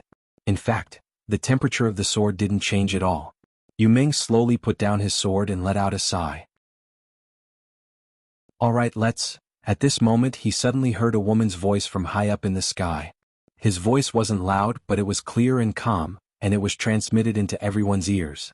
"Li Yunxin, you killed one of my Kenzo's enlightened masters, so I'll kill one of yours." In the next moment the world in his eyes seemed to have become very, very slow. He saw the gigantic body of the dragon on top of the sky suddenly turn its head to look down. His antlers were crimson red, and the fire surrounding him was stirred into small whirlpools that slowly spread because of his movements. His snow-white mane danced in the wind, like ripples on the water. He dived downwards, the clouds around him billowed, accompanied by dozens of flying swords that were also slowly descending. Then a thought appeared in Yu Ming's mind. That thought was so terrifying that he didn't want to think about it. He turned his head because of this thought, but the entire world in his eyes was so slow that when he turned his head, he felt that the world was also spinning, causing him to feel suffocated, dizzy, and nauseous. Then, he saw the person beside him. Wuxia's eyes widened as he also looked at the sky. This little girl also heard the sound. She turned her head faster than Yu Ming. She stretched out her slender and long arms. Her lake green sleeves were flung open by her movements, and the edges of the sleeves trembled slowly like water, revealing a lotus root-like forearm. Her slender fingers spread open, and her light red lips also parted. Her last gaze was still on the top of Yu Ming's head. She stretched out her hand, trying to block for her young master, the small sword on his head. The world in Yu Ming's eyes returned to normal. The sword gleam on top of Wuxia's head suddenly disappeared. Then the girl's body from head to toe flickered extremely quickly for a moment. It was as if the dazzling radiance had retracted into her slender body, and then disappeared into the ground. She widened her eyes, stared at Yu Ming, and froze on the spot. Very quickly she also collapsed. A thin line appeared on the top of her head. But the edge of the line was burnt very smooth, and from the beginning to the end, not a single drop of blood flowed. Yu Ming hesitated for a while, then bent down and grabbed her forcefully. But her body had already become as cold as the sword gleam, as if all the heat had disappeared along with her life. Yu Ming seemed to hear Lily cry something, and heard the woman in the sky say something, as if, through the top of his head, he saw the huge dragon's body sweep across and block the dozens of sword gleams that were rushing down. But those voices and scenes were ethereal and illusory, like the illusory background of this world to him. Now there were only two slightly open lips in his eyes. He thought there were probably still words like "Young master, be careful," or "Young master, you're greedy for sleep again," or "Young master, you're so nice," or "Young master, check whether the tea is hot or not," or a lot of miscellaneous things that he didn't have time to blurt out. But in the end, these things, along with those voices and scenes, all converged into a teardrop. It dripped down. Then something burst into flames beneath the ground. "So you saw it?" Jin Guangzi only glanced at the ground, then looked at Li Yunxin. He darted left and right just to stop those people, to prevent them from hurting those 3-4 people. When I released this sword, he immediately went to save them. Ming Jinzi widened his eyes in disbelief and was stunned for a while. This Li Yunxin. Could it be? He has feelings, at least for now. Jin Guangzi revealed a slightly mocking smile. He's more emotional than us. How ironic. A demon. But it didn't seem to be like this in the past. Ming Jinzi frowned. It said that in the past I always felt that something was wrong. I always felt that this might be his scheme. He's cruel and cunning. That's because you never thought of trying. Your brains have already rusted. Jin Guangzi stared at Li Yunxin. That demon seemed to have become fierce because of the girl's death. He was recklessly charging over here. But there were still 2-3 people on the ground. As he charged forward, he was worried about the mortals on the ground. And the cultivators knew his weakness. They besieged him, but from time to time they would send people to the ground. This dragon's son acted as if he was putting out a fire and didn't care. He wanted to charge over several times but was led back several times. Although he still had 2 golden deities to protect him, he still suffered 2 serious injuries. One of his 4 huge dragon claws had been broken, and even the clouds under him were not as dense as before. It seems that this Li Yunxin thinks that he is heartless, and he's also afraid that if he has feelings, others will see through him. Thus he always considers himself to be cold and cunning. He sent many unrelated people to die so that people will think that he cares about nothing. Jin Guangzi shook her head slightly. And you guys? Meh. Cultivation. Renouncing feelings and abandoning desires. Slowly you don't even know what feelings are. And this Li Yunxin is a demon, and he also cultivates profound Taoist arts, so it's natural to think that he is also heartless. But in my 5 elemental sword sect, there are half male and half female. I've dealt with many matters of love between men and women over the years. These matters I see more clearly than you. Ming Jinzi frowned and pondered for a long time and finally sighed. Junior sister, compared to Li Yunxin, you're not far off. Jin Guangzi sneered, not far off. He's just a demon. You stupid people will think that he's so-called cunning. As for now, this Li Yunxin has 2 treasures on him, 2 octagonal ancient scrolls. Look at what he's using to protect himself now. It's the along the river during the Qingming festival painting. The huge human figure that appeared just now is the Divine Lord in the misty giving slaves to Dekai Di Mao, Dharma name Wu Song. Sai, he's a Divine Lord after all. That Jinren Chan's golden light deity Dharma has reached, and he was actually killed with 1 punch. The octagonal ancient scrolls are indeed powerful. Thus, if I don't ask Li Yunxin to use these methods first, how can I kill him later? Jin Guangzi looked at Ming Jinzi with a half-smile. Jinren Chan and his disciples died a worthy death, forcing him to invite that Divine Lord Wu Song. As for next, ask him to invite the other item from the painting, and I can attack and slaughter him like slaughtering pigs and dogs. Ming Jinzi opened his mouth wanting to say something. But, while he vaguely felt that something was amiss, he still did not say anything. In the end he only smiled. I hope it's as junior sister said. Our Ling Su sword sect has already suffered a great calamity. Now we can only sit and watch junior sister make achievements. I think when junior sister goes back to report, that treasure promised by the 2 sages can be considered to have a wise master. But Jin Guangzi turned around and faced Ming Jinzi. Then she solemnly bowed and said calmly but sincerely, Senior brother, you don't need to be humble. Senior brother is a perfected Taoist. What kind of magical powers and methods do you have? And now that Li Yunxin, she stretched out her hand and pointed to the distant sky. There were fewer and fewer flying sword lights. Only a dozen or so people were still fighting with Li Yunxin. The Dharma of the painting sect was the worst at fighting, especially in encounters. Thus, after using the talismans that they had prepared beforehand, they could only rely on their powerful demon bodies. Now most of the small fries of the 2 sects had died. The remaining dozen or so people were all capable people with superb sword skills. Li Yunxin, on the other hand, seemed to be a little dispirited. He's already an arrow at the end of its flight, Jin Guangzi said, but we still can't let our guard down. They came prepared. 3 sects, 4 perfected ones. They surrounded and killed a demon of the same true realm. They also used all kinds of schemes and spells. In the end, he still killed a perfected one within 15 breaths of time, and slaughtered 69 Kenzo sword cultivators within 15 minutes. Such a powerful strength is already enough to rank among the great demon kings of the present world. Truly frightening. Jin Guangzi sighed softly again and looked at Ming Jinzi. Thus we must eliminate him this time. Otherwise there will be no end of trouble. But there's still one thing in this demon's ancient scroll that hasn't come out. It said that it's an extremely terrifying prehistoric beast that's extremely powerful. Now, Perfected One Bao and his disciples from the Spirit Lightsword sect are also showing signs of exhaustion. Thus, senior brother, please go into battle.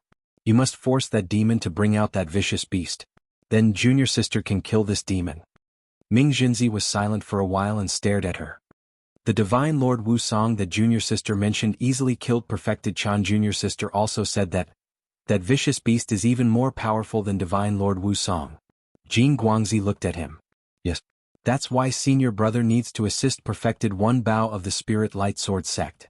But I'll also be killed by that vicious beast, Ming Jinzi said in a deep voice. Junior sister wants me to die. Jin Guangzi suddenly smiled. This was the first time she showed such a smile. It was not a reserved smile, a mocking smile or a cold smile. Instead, it was a smile that surfaced from the depths of her memories after thinking for a long time. Her voice had also changed. Previously, it was the dignified voice of a middle-aged lady. But now it had become much gentler, like the distant summer wind. 150 years ago, when senior brother and I became Tao companions in private, he told me that he could die for me. She paused and lowered her eyes to think for a while. She looked like a middle-aged woman. The fine wrinkles at the corners of her eyes were covered by the distant shadows of her eyelashes. There was a little more of a young girl's aura. And this scene stunned Ming Jinzi. 150 years ago, it seemed to be a very long time ago. He suddenly realized that he had only just connected this woman with the woman from 150 years ago. He had lost that love for a long time. Since he had lost it, why would he deliberately recall it? Later, when senior brother severed his love in order to enter the true state, he didn't say anything. Jin Guangzi smiled and looked up at him in the fire cloud. But I still remember this. Now senior brother can die for me. Ming Jinzi was stunned. He frowned. He frowned and blinked. Because he suddenly felt that there was something unfamiliar but familiar in his chest. However, this feeling made him afraid. It was as if something that he had abandoned suddenly ran out. Although it was familiar, it was cold and stiff. He suddenly felt a little cold on his face. So he raised his hand and touched it. His fingers were wet. Jin Guangzi looked at him pitifully. The fear of Li Yunxin has broken your Dao heart. It has also caused your love tribulation to come again. I once told you that you can't sever love by running away. She raised her head again and turned to look at the battlefield in the distance.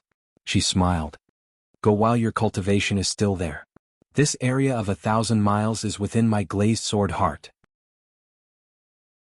You can choose to die in battle or die under my glazed golden light sword. Ming Jinzi stood silently on the cloud again. He was stunned for 5 breaths. Then he used his hand to wipe the corners of his eyes and looked at the transparent warm liquid in his palm. Soon, his face was covered with tears. But he was like an ignorant child. For the first time or after a long time he knew the feeling of crying, but he didn't know why he was crying. After another quarter of an hour he suddenly cried and laughed at the same time. He sang loudly, I have obtained the true immortal Tao and often recited the crepe myrtle scripture. I have received Emperor Keijin for 3,000 years.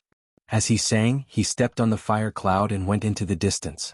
But Jin Guangzi said again, you have obtained an evil Taoist under Li Yunxin. Ming Jinzi didn't stop. Instead he waved his sleeve while singing. Lu Gongzan was thrown to the fire cloud beside Jin Guangzi. Then this perfected master who had broken his Dao heart pounced at Li Yunxin. Jin Guangzi sighed softly. Without looking at Lu Laodao he put him into his sleeve. But at this time, the immortals and demons high in the sky didn't notice that the land under their feet was burning again.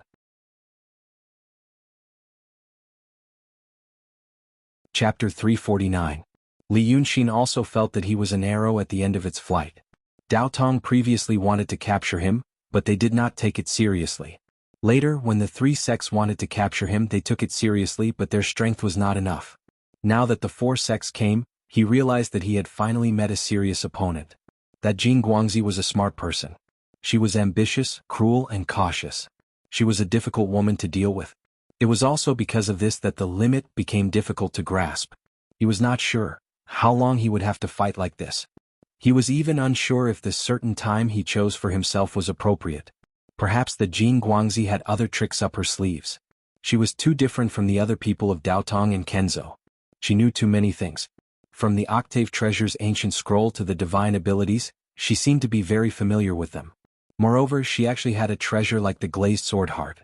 Li Yunxin did not know how many items personally made by the 2 sages were in Daotong and Kenzo, but just from Kuan Wuzi's point of view, it seemed to be a rare and precious item. Kuan Wuzi's Langya Grotto Heaven had the fog-locked toad palace. He even split it in half and gave it to the 2 spiritual masters under him. And the spiritual masters of the Grotto Heaven had high standards. But they also treated the incomplete treasure as a treasure. The premise of all this was that the fog-locked toad palace was not a powerful weapon of war, but something that was famous for its marvelous beauty. But Jin Guangzi's glazed sword heart was undoubtedly a terrifying killing weapon. She was a true realm sect master of a sect, and she actually had such a thing. Perhaps he could get more from her. Using the coldest and most rational way of thinking to consider a problem, this woman was indeed a surprise. But some kind of emotion that he had always suppressed was surging in his chest. Li Yunxin knew that if he released this emotion, it would be called hatred. Hatred had great power. It could turn a coward into a warrior and turn a lamb into a beast. But this thing had a huge side effect. It would make people lose a part of their rationality while gaining great courage. Should he let this emotion go? Li Yunxin glanced at the ground for a moment. Yu Meng stopped moving. He bent over and hugged the body of the servant girl named Wuxia, slightly raising his head to look at the sky. In the swirling sword light, Li Yunxin could not see his expression clearly. However, he could see Lily holding the black cat and half-crouching beside him. She used one hand to shake his arm, probably saying something like, "Young master, wake up," or, "Young master, hurry and leave." The ground around them burned again. The flames and high temperature came from underground. The scorched earth around the two men would soon be affected by the flames. If he didn't escape now, he would really be burned alive. This fire was related to Li Yunxin. Previously, when Jin Guangzi thought that he was holding him back, he was also holding him back. He had originally intended to use the souls that he had bound with the iron chains to set up a formation. However, he scattered all of those vengeful spirits, turning them into resentment and pouring them into the ground. The powerful resentment sped up the activation process of the Blackstone array. Now, the flames that were burning fiercely underground had already slowly seeped out of the ground. Maybe I miscalculated. Li Yunxin sighed in his heart. But it was not a big deal. He still had a backup plan. A Kenzo disciple in the transcendent state charged towards Li Yunxin with the force of wind and thunder. The two transcendent state cultivators behind him came from the left and sneaked around in the sword light. The three of them seemed to want to use the cultivator in front of them as bait for Li Yunxin to kill him. Then they would reveal the huge wound on his neck that was covered by the golden hair. Then they would sneak up on him. It was a simple and stupid tactic, like children playing house. But it seemed to be the best idea that these sword cultivators could come up with in such a short period of time. These guys had been peaceful for too long. They didn't have any decent opponents. Li Yunxin sighed in his heart again. Maybe, should he wait for Yu Meng? The swordsman attacked. Li Yunxin suddenly transformed into the godly demon body. His huge body disappeared in the sky in an instant. The swordsman who was acting as bait and the two people who were about to sneak up on him were stunned when such a huge target disappeared. Just as he was in a daze, the four of them passed by each other. Then the three swordsmen turned into countless pieces of flesh and bones and fell from the sky. Li Yunxin put away the long and narrow dragon token that he used as a sword user. He suddenly turned into a dragon. His steel-scaled tail swept across and smashed a swordsman who was trying to jump to the ground into a cloud of blood mist. These small fries were not very scary. The more difficult ones were the enlightened beings. There were three enlightened beings. A golden light and her disciple were watching coldly from the clouds, waiting for an opportunity. One Ming Jinzi had already lost his courage and was no different from trash. The other one was also waiting for an opportunity. They were just waiting for an opportunity to risk their lives and severely injure Li Yunxin. Who knew what kind of magic potion that woman had fed these swordsmen? Didn't they usually cherish their lives the most? Just as this thought appeared in his mind, a person suddenly appeared in his field of vision, rapidly approaching him. Li Yunxin was shocked. This was a speed that only a Kenzo enlightened being could have. Did that golden light personally make a move? He immediately turned around and rushed to the sky. At the same time, he fiercely spat out a thundercloud at the cultivator, wanting to block his momentum. Then he would go to the open ground and use the ninth heaven thunder fire to attack him. These swordsmen's speed was too fast. And after fighting for so long, there were no less than 10 wounds of various sizes on his body. If he fought with this enlightened being here, he would inevitably suffer more than 10 swords from these small fries. In his current state, that could be considered a serious injury. Who would have thought that his plan would fail? The aggressive spiritual master actually passed through the thunderclouds without permission. It was also at this time that Li Yunxin clearly saw that person's face. When this enlightened being came, his speed was so fast that a thin layer of mist appeared in front of him, concealing his face like a comet. But now that he had passed straight through the thunderclouds, the water vapor naturally disappeared. However, the skin on his face and hands had been cracked open by the countless small snake-like lightning bolts, and then turned into huge blisters filled with blood. But he could still see, that was Ming Jinzi. What was wrong with this old bastard? Li Yunxin was greatly shocked, knowing that this Ming Jinzi was determined to seek death. And the reason why he was shocked was because this enlightened being fighting with others was one thing, but fighting with all one's strength with the will to die was another. This was like a person throwing bombs one by one, and the difference between shouting slogans and rushing into a crowd to explode. Once he knew about this, he no longer cared about the group of small fries around him. He ignored the flying swords of those 8 or 9 transformation state swordsmen piercing through the small wounds on his body, only fiercely plunging into the fire cloud, flying straight towards the west, hoping to avoid Ming Jinzi. But at this time he heard Golden Light yell, "Enlightened Being Bao, stop that demon." Previously, spiritual light sword sect's Enlightened Being Bao had always let the disciples of his sect fight with Li Yunxin, while he himself only used all his strength when the opportunity was right, and then immediately fled regardless of whether it hit or not. Presumably he was shocked by Li Yunxin's momentum and methods of instantly killing Enlightened Being Chan, and didn't dare to be careless. But at this time, hearing Golden Light's words, he was actually like a loyal dog, holding his sword and rushing out from the side. He himself also turned into a bolt of lightning, piercing straight into Li Yunxin's eyes. Li Yunxin knew that this was no longer a fight, but a decisive battle. For a moment, his ferocity was aroused, and he also gathered the strength in his enormous body, shouting, "Scram!" When this rolling dragon roar came out, the sound waves and air waves actually became solid, causing the entire space in front of him to distort. But that Enlightened Being Bao actually didn't dodge. He allowed the Dharma robes and magic treasures on his body to be shattered by Li Yunxin's dragon roar. Then, his face twisted in the violent air currents and thunderclouds, and just like Ming Jinzi behind him, he rushed over without a care for his life. Li Yunxin immediately cursed in his heart. What kind of evil technique did that Golden Light cultivate, causing these two enlightened beings to not even fear death? After he finished cursing, he heard Ming Jinzi's hoarse voice singing again, "Heaven and earth as the furnace, all things as the copper. Gold mansion as the sheath, life as the sword." Then, this Ming Jinzi, whose face had already been ravaged to the point of being terrifying, raised his hand and fiercely tapped his Baihui acupoint. His body immediately swelled up like a leather bag. An enlightened being's body was valiant, and his skin was tough and tough. But now, looking at this Ming Jinzi, his facial features were all gone, and his torso and limbs couldn't be clearly distinguished. His skin, muscles, and bones separated, forming a rolling circle with a bang. Then tens of thousands of rays of golden light shot out from the cracks in his skin, as if this leather ball formed from his own skin and flesh hit a terrifying energy that was ready to be released in the next moment. And at this time, the same change happened to that Enlightened Being Bao in front of Li Yunxin. He swelled up into a circle with a bang, and then that sphere suddenly burst open. A small golden person broke out from the leather bag. But this person was neither a ghost nor a spirit. Its whole body was flowing with golden light, and it looked very much like Yang Zhenzi of Chengdu. There was no sadness or joy on its face, only its two eyes were wide open, from which two long rays of golden light shot out. This strange change happened in an instant. The next moment, even the small person disappeared. Only the two rays of golden light in its eyes were left spinning and intertwining, forming a thin golden sword. It stabbed straight at Li Yunxin's body from front to back. Li Yunxin knew that this thing should be extremely powerful. He didn't dare to be careless anymore.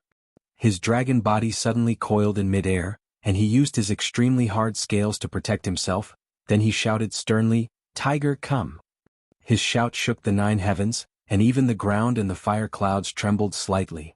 Hearing his shout, Jin Guangzi, who stood on the cloud, immediately frowned slightly. He was just waiting for this thing. But the next moment, the moment the two sword rays formed from the enlightened being's life, cultivation, and spirit stabbed at Li Yunxin's body, wonderful! An even more deafening sound rang out. In this vast world that was enveloped by the glazed sword heart, a huge figure of the same size as Sir God Wu Song appeared out of nowhere. "Good. I've finally forced you out, you ancient beast." Golden Light's slightly furrowed brows immediately relaxed. But the next moment he let out a soft "ha" sound. Because this thing was extremely huge and it was snow-white in color. It looked like a rolling circle. It had a pair of pea-like eyes that were as black as ink, and even the pupils couldn't be seen. It was as if they were connected to the 9 levels of hell. There were 4 huge ears on its head, 1 on the right and 3 on the left, 1 white and 2 red. It was extremely strange. The beast had no mouth, and there were 3 pairs of black needle-like whiskers on its face. Each whisker was as thick as a person's arms. This beast looked strange, and it could speak human language. It was indeed an exotic beast. But to say that it was mighty and domineering, but Jin Guangzi's doubts disappeared very quickly. Once the beast appeared, it praised again, "Wonderful, wonderful, wonderful, wonderful." The sound was earth-shattering, and Jin Guangzi's ears went numb. It was unknown whether it was because it was tired of being trapped in the picture scroll for a long time, or because it saw the dangerous scene of the high-level great demons fighting, and the ferocity in its heart was aroused, and thus it became excited. Then, its round body suddenly split open from the middle, as if there was an extra big mouth that could swallow the sun and the moon. it swallowed the two swords of light formed by the two enlightened beings. Jin Guangzi subconsciously held his breath. He was waiting for an earth-shattering explosion. But nothing happened. The two golden swords were swallowed by the ancient primitive beast, and immediately, like clay oxen entering the sea, there wasn't even the slightest sound. Then he heard Li Yunxin shout, "Withdraw!" The snow-white round exotic beast immediately disappeared without a trace. It was as if the short moment it appeared was just an illusion in front of everyone. Jin Guangzi was stunned for a moment. At this moment, Li Yunxin stretched his body, and with his remaining power he killed the remaining 8 or 9 sword cultivators in an instant. Then, with a shake of his body, he revealed the appearance of his incarnation. It was a handsome and beautiful young man. However, this young man's white robe was already tattered, and there were a few strands of black hair scattered in front of his forehead. Half of his upper body was naked, and his well-proportioned chest was exposed. There were all kinds of small wounds on his chest, as if he had been fiercely whipped by tied thorns, and almost transparent golden blood kept oozing out. He stood in the air, and his tattered robe fluttered in the hot wind. Facing the dozens of energetic and well-organized 5 serpent sword sect cultivators on the opposite cloud alone, he actually felt a sense of desolation and solemnity. So Jin Guangzi finally let out a light breath and sneered. In the end, Li Yunxin's last resort was forced to be used. And now he was no longer using the dragon god's true body, but his incarnation, which meant his demon power was about to be exhausted. Although the dragon god's true body was stronger and faster, there wasn't much demon power left, and his movement was inevitably slow. Moreover, his body was heavily injured, and he didn't have the strength to close the wounds and stop the bleeding. Thus, he revealed his incarnation. Like this, the wound on his neck that could fit in 2 houses had become a wound on his collarbone that looked like a baby's mouth. Although it was still frightening, it was much better than before. However, this also meant that he had transformed into a human, and had the meridians and acupoints of a human, and was ready to use Dao techniques. This is really out of my expectations. Jin Guangzi sighed and smiled, the sword of life of a true state swordsman. I didn't think it would be able to kill you, but I also thought it would be able to heavily injure you. But this is the result. In the end, you still have some skills. With a heavily injured body, you killed all the elites of the 2 Kenzo sections. This kind of glorious battle record has never been seen in the past 1,000 years. Jin Guangzi sighed and shook his head, but the more arrogant you are, the more credit I will get for killing you. You are a very good prey. If I had met you earlier, I might have kept you. But it's a pity that I can't keep you now because of the situation. After she said this, Li Yunxin laughed heroically in the strong wind. Killing you idiots is like slaughtering pigs and dogs. I can only laugh at you for thinking you are smart, but in fact, you are so stupid. You don't know that the 2 so-called saints on Mount Yunshan are already fakes. The thousands of years of Daotong is now used as a knife by a bunch of Freemasons who hide their heads but show their tails. If the 2 saints of the past knew about this, they would probably come back from their coffins in anger. Ha ha ha. His laughter was filled with heroism. But after laughing for a while, he coughed and with a wave of his hand, took out 3 jade bottles out of thin air, opened the stopper and poured the contents into his mouth. But when he realized that they were empty, he threw them down without looking. Jin Guangzi listened to his words, and tilted her head thoughtfully. Then she frowned and looked at him, puzzled. Freemasons, what do you mean by hiding their heads but show their tails? Am I not here? Li Yunxin was stunned and could only open his mouth. After saying this, Jin Guangzi laughed again as if she had just heard a brilliant joke from Li Yunxin, and the gold and silver hairpins on her bun swayed wildly. It's true that Taoist priests and swordsmen are stupid. This group of fools. They think they are smart. When Kun Wuxia escaped from Mount Yunshan, they knew that there was something wrong with the 2 saints. But what did they do? They didn't do anything. What's the reason? Because they feel that the Kenzo of Daotong has been passed down for thousands of years, and it is not something that can be shaken by a few people. They also feel that even if there is something wrong with the 2 saints, they are just 2 saints. Without the 2 saints, Daotong and Kenzo are still there. So they have to plan slowly, and use the 2 saints to get rid of the demons in the world. Jin Guangzi shook her head with a smile and clapped her hands sincerely. These are the words of the masters of those grotto heavens and sects in private. You can't imagine how confident they are. Their glorious history can be traced back to tens of thousands of years ago, and they don't believe that there is anything in this world that can overthrow the whole of Daotong and Kenzo. Instead, they plan to start from the bottom up and heal themselves. Oh my God. Jin Guangxi seemed to find it very funny. It's like the officials of a secular dynasty found out that the emperor was replaced. So the civil officials and generals gathered together and said, "Don't be afraid, the emperor is just the emperor. We should work together and find another one." If you saw how serious they were at that time, I'm afraid you would laugh even harder than me. But they didn't know that among the dozens of people gathered together, 30% are our people. Li Yunxin frowned and took a deep breath. "So you are from the Freemasonry. No wonder you know so much. Then how should I address you? Which quantum?" Jin Guangxi suddenly stopped, and the smile on her face disappeared. The cultivators behind her were also calm. It was as if they already knew about this, or they didn't hear anything. The female cultivator stared straight at Li Yunxin for a long time and then said, "Are you done?" Li Yunxin was slightly stunned. "What did you say, Your Excellency?" "I say, I purposely left so much time for you to adjust your breathing and recover your spiritual power. Then I gave you time to activate the magic treasure Misty Lock Toad Palace. Now I ask you, are you done? Are you ready to escape from this glazed sword heart array?" Li Yunxin's eyelids twitched. He stared at Jin Guangxi for a while, then slowly straightened his body and slightly turned his face. "I don't understand what you're saying." Jin Guangxi expressionlessly raised her hand and pointed at his left sleeve. "I think that treasure is in your left sleeve. And you, before I set up the glazed sword heart array, you had already set up the Misty Lock Toad Palace.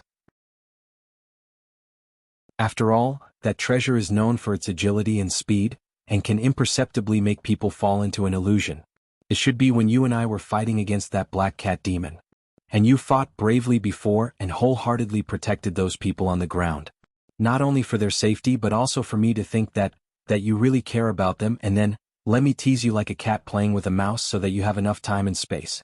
In this way you can exterminate those two sects while I'm watching. This way, since you can hide the feelings in your heart and also lure them into the trap, why not? This is also your usual method, to make people think that you're using people's hearts. In fact, you're just using this method to not let people know that you care about that thing a lot. Then, at this time, when you really can't hold on anymore, you'll use this Misty Lock Toad Palace to escape." Jin Guangxi lightly exhaled and said with a bored "n" sound, "This kind of strategy can be used to deal with those Daotong Kenzo idiots. But you and I are both smart people. Using it to deal with me, isn't it looking down on people?" "Li Yunxin, what you don't know is, my Azure Glaze Sword Heart is specially used to break your Misty Lock Toad Palace. Once the Azure Glaze is formed, the Sword Heart will be illuminated, and all illusions in the world will be broken. Try it now. Can that Toad Palace of yours still be used?" Li Yunxin was silent for a while and flipped his left sleeve. Thus, a ball of faint golden mist appeared in his hand. There was also a small bright moon supported by the clouds, emitting resplendent rays of light. He turned his head slightly and looked at the bright moon. Then he was silent for a while and kept it back. After a long time. "Good." Li Yunxin laughed coldly. "After dealing with the Daotong Kenzo Freemasonry for so many days, I finally met a decent smart person. But you talk too much nonsense, making this old man's head hurt." Jin Guangxi looked at him calmly, and a very cold smile appeared on her lips. "Isn't the thing you like to do the most? The pain in the skin of the body is not pain. The pain in the depths of the soul is pain. Blast your body into pieces, blast your self-confidence and self-esteem into pieces, and then blast your spirit and soul into pieces. This is killing into pieces. While you're thinking about it, I'll shatter your illusion. Who asked you to not forget at the last moment?" Jin Guangxi looked at him. "Aren't these the words you said to my senior brother Qing Liangzi? Since you like to play so much, I'll return them to you now. Do you think it's fun, interesting?" Li Yunxin opened his mouth again and seemed to be speechless. He was in a daze, for a long time. These words, these familiar words he did say, when he killed Qing Liangzi in the city of Wei. That was the first disciple of the Freemasonry he met. First, he made Qing Liangzi think that he had seen through all his ideas and plans. Then he gave him one surprise after another. Finally, before he completely destroyed Qing Liangzi's soul, he told him all the details so that Qing Liangzi could understand and die in regret. These were indeed his means and his words. "Do you still remember that my senior brother Qing Liangzi said that he only hurt your parents?" Jin Guangxi looked at him calmly, but the smile on her lips never disappeared. "He said that another divine lord killed your parents from thousands of miles away, with one blow. After a long time. That's me. Killing parents, then killing relatives and friends. Then killing that person's self-confidence and pride, and finally killing his body and soul. The world is vast, but that person has nowhere to appeal and nowhere to escape. Ah, Li Yunxin, now I understand why you like to do this kind of thing.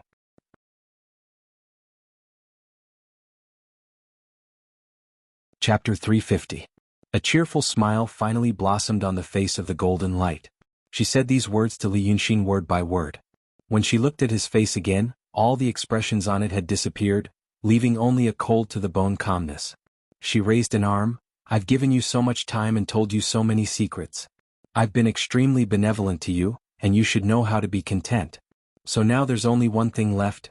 Let me blast you into pieces fair and square. The next moment, it was as calm as her tone of voice. 3 steps in front of Li Yunxin, 36 dazzling golden little swords appeared out of thin air. But these swords only remained in his sight for a short moment, as if to deliberately let Li Yunxin see clearly what he was about to face, and then fiercely blasted forward. Neither human cultivators nor demon cultivators could have the time to react. The time needed for the light to cross a distance of 3 steps was too long to be described as an instant. Just as the word "you" came out of Li Yunxin's mouth abruptly, and just before the first thought appeared in his mind, the light sword collided with the protective shield created by the 2 gods in the painting, Qingming, and He too. A flaming meteor-like flame immediately shot out from where Li Yunxin stood. The air along the way was torn and compressed in an instant, instantly turning into a large mass of blazing clouds shining with dense flames, marking the trajectory of the bombardment of this meteor. The airwaves set off in the air also roared and hit the ground. There, the flames that were already as tall as a person were immediately extinguished, as if the celestial beings in the sky opened their mouths wide and forcefully puffed out all the wildfires in an instant.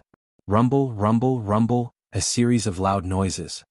Li Yunxin, who was sent flying in the air, plowed a 50-meter-long scorch mark on the ground in one breath, stirring up sand and stones all over the sky, and finally fell into a deep pit as large as a lake. This deep pit should have been Changji Town's. But now, everything had disappeared. The terrifying force, airwaves, and high temperature produced by the collision had torn all the buildings in the small town to pieces within 3 breaths, and then burned them into ashes within 3 breaths. At the bottom of the several meters deep pit, Li Yunxin's entire body was ablaze with flames. It took a full 3 breaths of time for the flames to dissipate. When she saw him again, his hair was disheveled and hanging down messily. There were even wisps of green smoke rising from his hair. It was hard to imagine what kind of terrifying baptism he had undergone. The white robe he was wearing was even more tattered.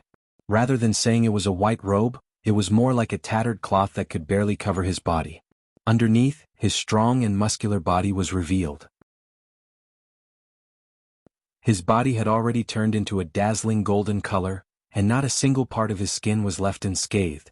Looking further out, he could see 2 faint rays of golden light, which were barely recognizable as human figures, circling around him.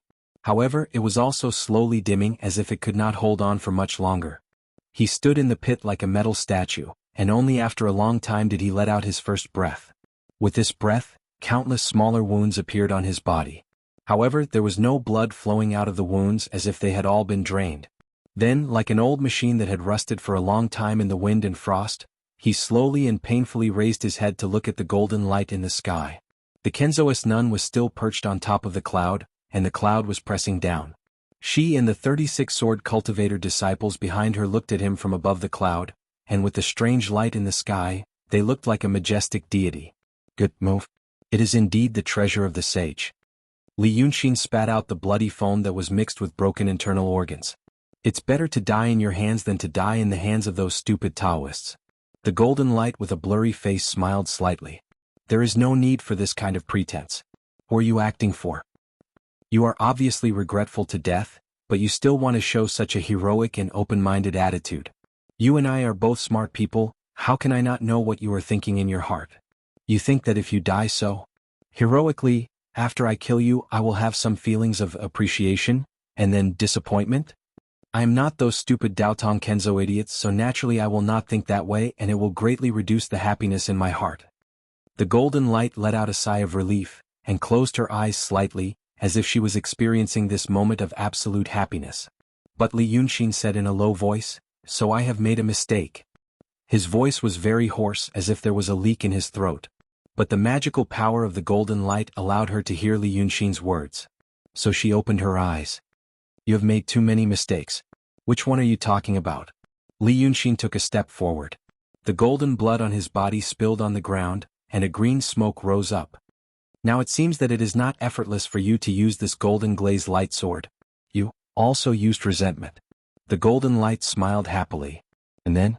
So you brought a group of minions to die and asked me to kill them first. The spiritual energy in the body of a cultivator is not comparable to that of a mortal. I have killed enough. You used resentment as a primer and then triggered the sword array. Li Yunxin squinted his eyes slightly and raised his head.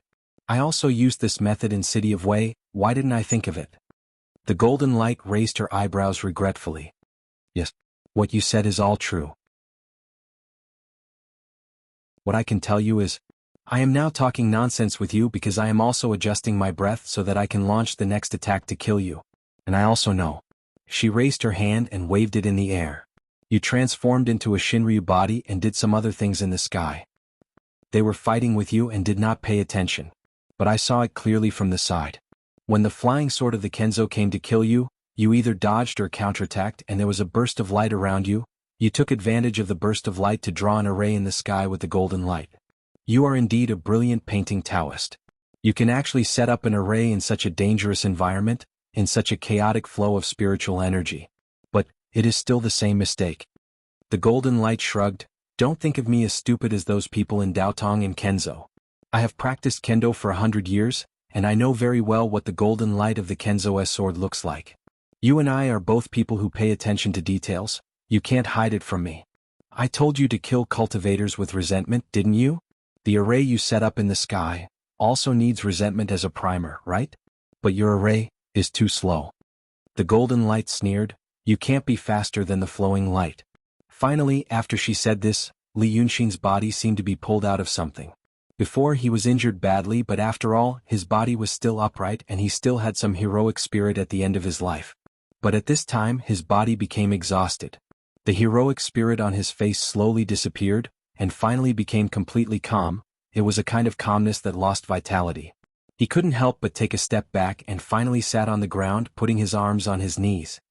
He lowered his head, smelling the burnt smell on the ground, the slight fishy smell of blood, and the air being bombarded by the extremely high temperature and lightning, the familiar, fresh ozone smell. Then he raised his head, looked at the sky blankly and waved his hand blankly. Then the sky lit up. Above the vast sky, nodes were lit up one after another. These bright light spots were like stars, and they were connected by even finer and more dazzling lines of light, forming a huge picture that covered the sky. It seemed like a painting of a general in armor charging and killing enemies like a forest of swords and spears. Looking at it, it looked like a star palace in the sky. Guangwang Formation Breaking Diagram. Li Yunxin squinted his eyes and said expressionlessly, I used this diagram when I killed Qingzhu. I originally planned to use the resentful spirit aura in the formation to find the weak point of the glazed sword heart formation, and then launch an all-out attack to break the formation. He was silent for a while and laughed at himself, but I overestimated myself. After all, it's the formation of a sage and it's a little better than my formation cultivation. A little? Golden Light laughed mockingly. You really overestimated yourself. So, since it has come to this, Li Yunxin sighed, can you tell me who the Freemasonry is? What do you want to do? And what's with your Taoist name? Golden Light smiled slightly. I can't. But I'm happy to see you like this. She raised her hand. Then let's get down to business. There are 3 little fellows. I'll give you a question to solve. That man, the little maid beside him, and your little cat demon. Among these 3, which one do you feel the most uncomfortable if I kill first? Li Yunxin slowly turned his head and looked to the side. After looking for a while he found Yu Meng and the other 2. Yu Meng wore a lake blue robe with white edges. But in the sky full of fire, the robe became light purple. When Li Yunxin last saw him, he was holding Wu Su's corpse and kneeling on the ground like a statue. Until now he was still half kneeling, but to protect someone. It seemed to be to resist the airwave caused by Li Yunxin being struck down from the sky. He was not very far from Li Yunxin, about 100 meters away.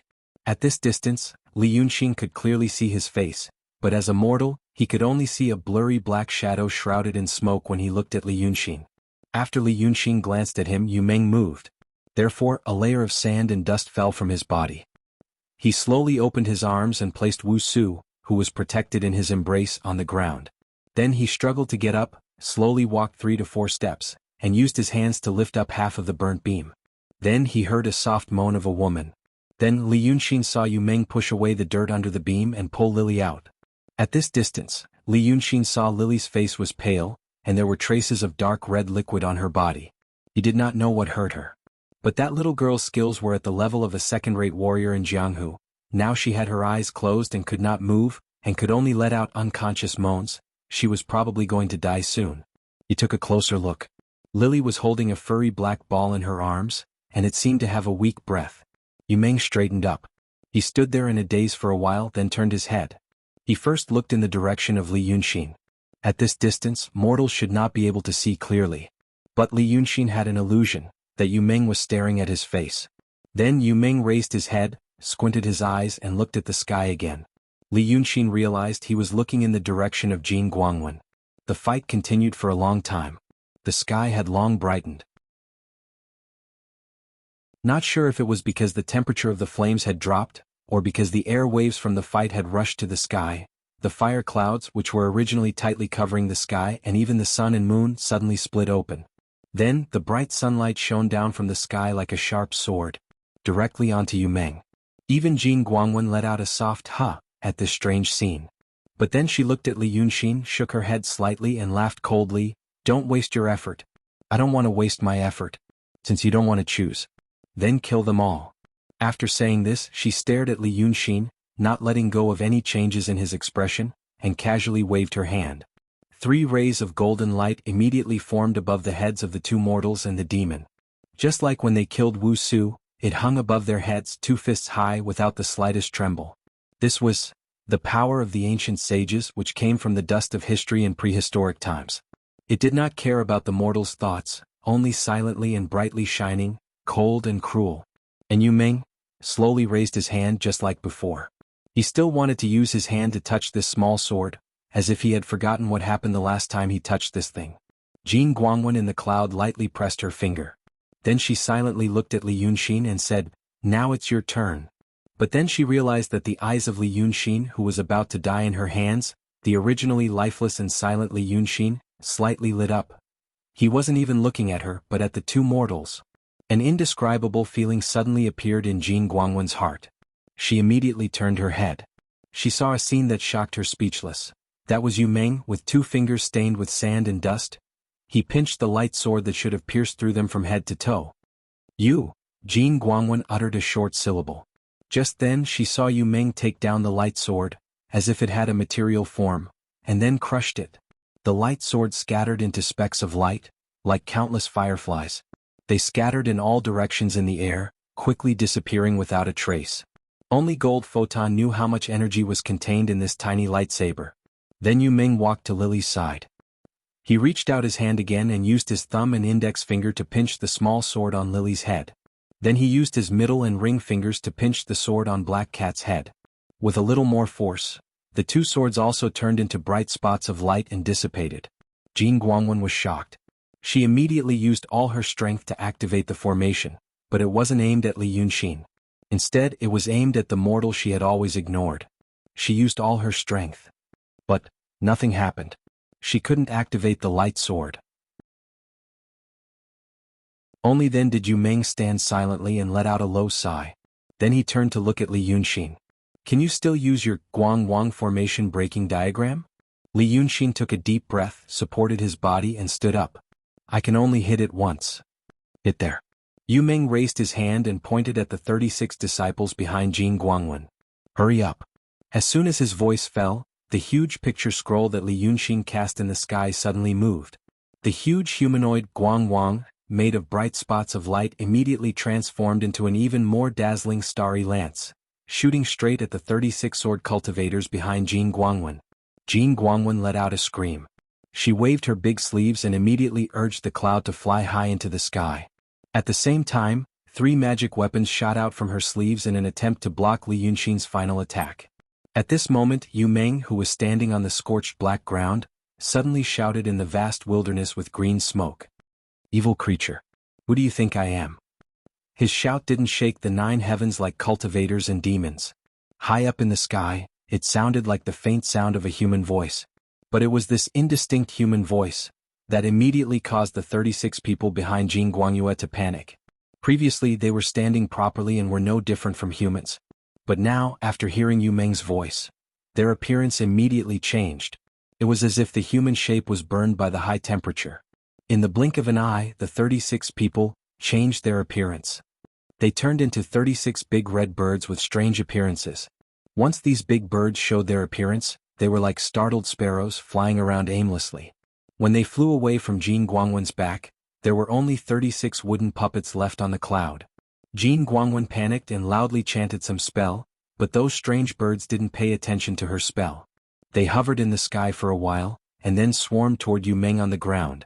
At this moment, the lance transformed by Guang Wang from Li Yunxin's Guang Wang breaks the formation, hit the puppets behind Jin Guangwen with a loud bang. The fragments of the puppets exploded, and Jin Guangwen also spat out a mouthful of blood. It was as if her body was hiding a huge bag full of blood, and at this moment, it received an indescribably violent impact and all the blood was spilled out. She spat out this mouthful of blood for more than 10 breaths of time, and even her plump skin quickly withered and shriveled. Li Yunxin knew what was going on. A cultivator had been cultivating with an extremely powerful magic weapon all year round. But now that magic weapon seemed to have suddenly, not even destroyed, but taken away. This would bring unimaginable damage to her. In extreme shock, he held his breath and looked at Yu Meng again. Yu Meng was still quietly standing on the ground with one hand behind his back. The strange birds that came crashing down from the sky circled timidly around him for a while. Then Yu Meng raised his right hand. Then, as if they had found their master, the strange birds rushed into his hand with a bang, and turned into a round, shining, transparent glass. In the sky, the golden photon was like a bird with broken wings, swaying and unable to stabilize its body. The fiery cloud under her feet gathered and scattered, scattered and gathered again. It seemed like she really wanted to fly away on the cloud, but she couldn't gather any spiritual energy. After waiting for a full 15 minutes, she finally stood firm and looked down from the cloud. Yu Meng also looked up while dragging the crystal sword core. Jin Guangwen looked at him for 3 breaths of time, then suddenly turned to Li Yunxin. Good, good, good. Li Yunxin. You really have a good plan, good courage. Jin Guangwen. After saying this, she spat out another mouthful of blood. Jin Guangwen, will do what I say. I will temporarily put your head on your neck. Li Yunxin suddenly sneered, flew into the sky and shouted, I won't keep your head. Seeing that he still had energy to fly, Jin Guangwen didn't say anything else, turned around and flew away on the fiery cloud. In just a few breaths of time, she disappeared into the horizon. Li Yunxin stood in the sky for another 3 breaths of time, then fell straight down, right behind Yu Meng, smashing a large cloud of dust. But Yu Meng didn't look at him, still slightly raised her head, looking at the direction Jin Guangwen flew. After watching for a while, she softly said, Promise me one thing. Li Yunxin's chest was heaving up and down. After a while, he slowly opened his eyes. Say it. Yu Meng lowered her head, looking at him seriously. Kill her. Grind her bones and scatter her ashes. She and I also have a grudge against each other for killing our parents. Li Yunxin took a deep breath. We can't live under the same sky. I don't need you to say it. But who the hell are you? Yu Meng was silent for a long time. Then she turned around, walked to Lily, squatted down, lifted her up, and looked at her for a while. I used to be a Kenzo. The 213th Kenzo. But now I'm Yu Meng.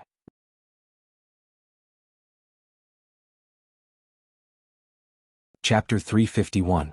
He uttered these words in earnest. Then he lowered his head again and reached out to touch Lily's face.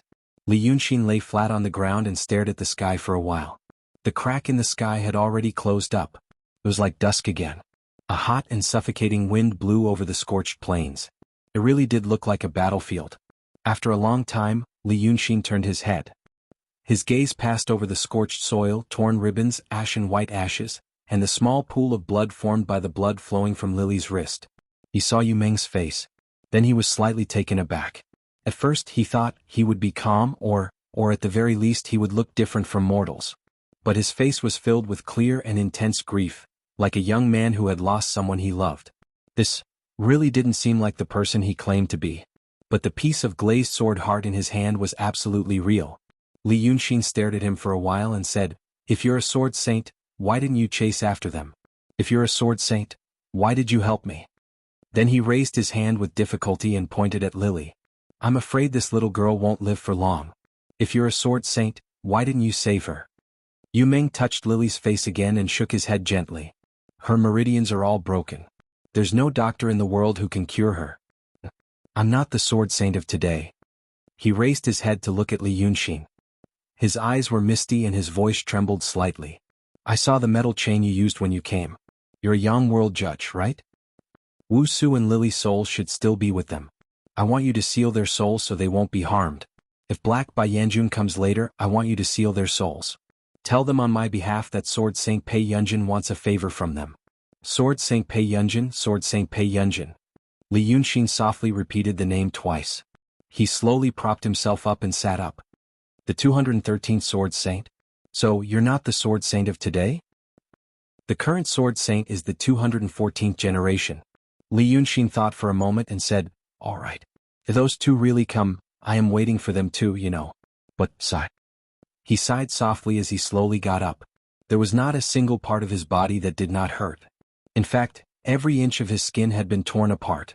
Now, his ocean of qi and mountain of snow was almost dried up, and the remaining spiritual qi was barely squeezed out. However, if this Sword Saint Pei Yunjin wasn't a fake, then this place could still be considered safe. Even if the people of Daotong and Kenzo did not recognize him, based on his ability to catch the golden sword with his bare hands, no one would be able to do anything to him, as long as this guy did not attack him.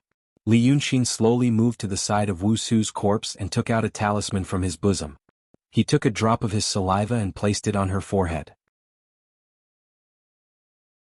Slowly he moved to Yu Meng's side, took out the same talisman and stuck it on his body. Yu Meng looked at the talisman and frowned slightly. "Evil suppressing talisman? Why did you seal this?" Li Yunxin was silent for a while and sighed helplessly. "Lord Sword Saint, you better prepare yourself. Those two bastards, they haven't appeared for a long time." "I am Yu Meng." Yu Meng looked at Wu Su and Lily, then at him. "Two bastards? Who are you referring to?" He was startled and seemed to realize that the bastards Li Yunxin was referring to was Black Bai Yanjun. How dare he say that? "You saw it too. When I came here, I had a long string of them in my hand. Other than using it to create a formation, it was also to lure them out. So many souls were tied up by me, but I didn't send them down. They should come and see what's going on, right?" Li Yunxin frowned, "But they really didn't come. Up until now. Wu Su has not come even after 15 minutes. Maybe something happened." He hesitated for a while and carefully looked at Yu Meng's expression. "But I can help them change their bodies. But I can't for the time being. Take it." Yu Meng suddenly raised his hand and threw the magic treasure in his palm, the glazed sword heart, to Li Yunxin. Li Yunxin was shocked and hesitated for a while before catching it. He almost dropped the treasure on the ground. What did Yu Meng mean by this? Just like that, he gave him such a treasure? He was a little confused about the current situation. Yu Meng was the Sword Saint, one of the previous leaders of the human world, one of the two leaders of the orthodox Shenmen and one of the archenemies of the demons. And he was a great demon. Just now in front of him, killed so many disciples of the Kenzo, they were all his disciples and grand-disciples. Their positions should be opposing each other. But Yu Meng was emotionally, the golden light of the Kenzo killed his maid. And from his behavior, he seemed to care a lot about that maidservant. However, sages, didn't they abandon all emotions and desires and forget all emotions? The reason why Li Yunxin was surprised was because he saw the strong emotions of a mortal on his face. It was not an emotion that a cultivator in the transcendent state should have. "So, what do you mean?" Li Yunxin held the glazed sword heart in his hand and frowned. "I am a demon." Yu Meng smiled, but his smile was a bit sad. "So what? Here's your recompense, if you say you can really do it." "You are the Sword Saint." Li Yunxin looked at him. "I just killed many of your disciples and grand-disciples. And you want me to kill the golden light, because of these two mortals? I don't like it. Why don't you do it yourself?" "Because I can't." He raised his hand and handed it to Li Yunxin. "I can't cultivate. I don't want to be the Sword Saint anymore. I just want to be immortal in this life." Li Yunxin looked at him suspiciously. After he was sure that Yu Meng had no other intentions, he put 2 fingers on Yu Meng's pulse. Then he pulled back. What Yu Meng said was true. There was no ocean of chi and mountain of snow in his body. There weren't even any meridians or acupoints. Instead, it was a vast, chaotic mess. This kind of body was unique in cultivating martial arts in the mortal world. Because to a certain extent, he was born with the conception and governing vessels. But to cultivate Tao, he didn't even have the ocean of chi and mountain of snow. How could he have any spiritual power? But you, why did you take her glazed sword heart? Li Yunxin asked as he looked into the distance. The fire was still burning. But he didn't feel safe anymore. Damn it! If this sword saint really didn't have any divine power and couldn't cultivate Tao, if the golden light or someone else came back, they would all be dead. Glazed sword heart. Glazed sword heart. Yu Ming repeated the name twice and shook his head. What glazed sword heart? It's just 36 ghosts. At that time, there were countless ghosts and monsters in the world. Among them there were 36 ghost kings. Their cultivation and divine power were not inferior to your 9-dragon son. I spent 146 years capturing them one by one, then refining them into these 36 gold crows. This so-called glazed sword heart is just a prison to imprison them. At that time I used it as a magic weapon. So, let's not talk about it. But they still know the smell of my spirit. My spirit? Yu Ming paused and suddenly looked up at Li Yunxin. You still don't know anything, do you? Li Yunxin was stunned. What do you mean? Yu Ming's expression suddenly became serious. Although he couldn't hide the sadness on his face, at least he looked different from ordinary people. He looked cautious and cautious. He first pointed to the ground, this array. Then he pointed to the sky, and the celestial beings. Li Yunxin took a deep breath. I'd like to hear more. Yu Ming looked at him for a while, then bent down to pick up Lily. Let's leave here first. If the golden crows are from the Freemasonry, they will come back soon. Li Yunxin was stunned again. You also know about the Freemasonry? What you know now is just a corner of the truth of this world. Yu Ming smiled sadly, and you will soon regret letting yourself know more. Yi Country. Biling Road. Little Rock Canyon. Yi Country was to the north of Qing Kingdom. At this point, the autumn had become even more intense. Little Rock Canyon was also one of the famous cities in the world. But its fame didn't lie in the prosperity of the market or the height of the city wall, but in the ginkgo trees all over the city. Ginkgo trees were planted on the streets of all sizes in the city. Now that it was autumn, the leaves were brilliant golden, as if the whole city was floating with gold leaf. In a good season, the sun shone down from the sky, making the yellow leaves look slightly bright and translucent. It was a beautiful scene rarely seen anywhere else. And the Little Rock, in the name of the city, came from the Little Rock Mountain in the city. In fact, this was a mountain city. Half of the city was on the plains at the foot of the mountain, and the other half was built on a small mountain. It was said that this small mountain was a complete boulder, and this boulder was a fragment of a larger boulder that fell from the sky a long time ago, so it was called Little Rock. But at this moment, Li Yunxin stood in the pavilion at the highest point of the mountain and looked down. He felt that the size of Little Rock Canyon was not much smaller than the city of Wei. Calling it Little Rock Mountain was too much of an injustice. I have been here once. At that time, this was only a small town at the foot of the mountain. The mountain was also higher than it is now. Yu Ming sat upright in the pavilion, leaning against the armrest. His gaze passed over Li Yunxin and looked further south. Little Rock Canyon was on Biling Road in Yi Country, more than 600 li from the border between the two countries. But even so far away, he could still see an ominous gray line on the southern horizon. It was the dust cloud that had been burned by the flames within the Qing Kingdom. The wooden pavilion they were sitting in was built on the top of a small rock mountain in the city. This mountain was relatively flat. Not only was there a pavilion, but there were also academies, inns, guilds, tea houses, and so on. It was a good place for the city's literati to climb high and look into the distance, discuss poetry, and meet friends. But today it was very quiet. It was said that the mountain gate of the Wuyu sword sect, which was located 300 miles away from the city, had sent a notice, asking the surrounding cities to offer some miscellaneous but strange things. Although this was not an order from the government, it was far more effective than the government's order. Because of this, all the influential people in the city gathered in the magistrate's office to discuss this matter. Even those scholars who spent their days writing and reciting poems for fun were busy. Because it was also said that the Wuji sword sect was about to open its mountain gate. The immortals in the mountain wanted to accept disciples. So at this time, when the afternoon sun shone lazily on the slightly yellow grass, there were only the two of them in the pavilion. That was the last year of my life. Yu Ming thought for a while, lost in thought. He looked like an old man. Sitting in the pavilion, wrapped in a golden fox fur coat, he exhaled a faint white mist from his mouth as he reminisced about the past. I traveled the world intending to take one last look at the world. I practiced in Yunshan for 1,640 years, probably the longest and most strenuous of all the saints in history. He narrowed his eyes slightly and paused. But when I really saw the world, I felt that there was nothing left to live for.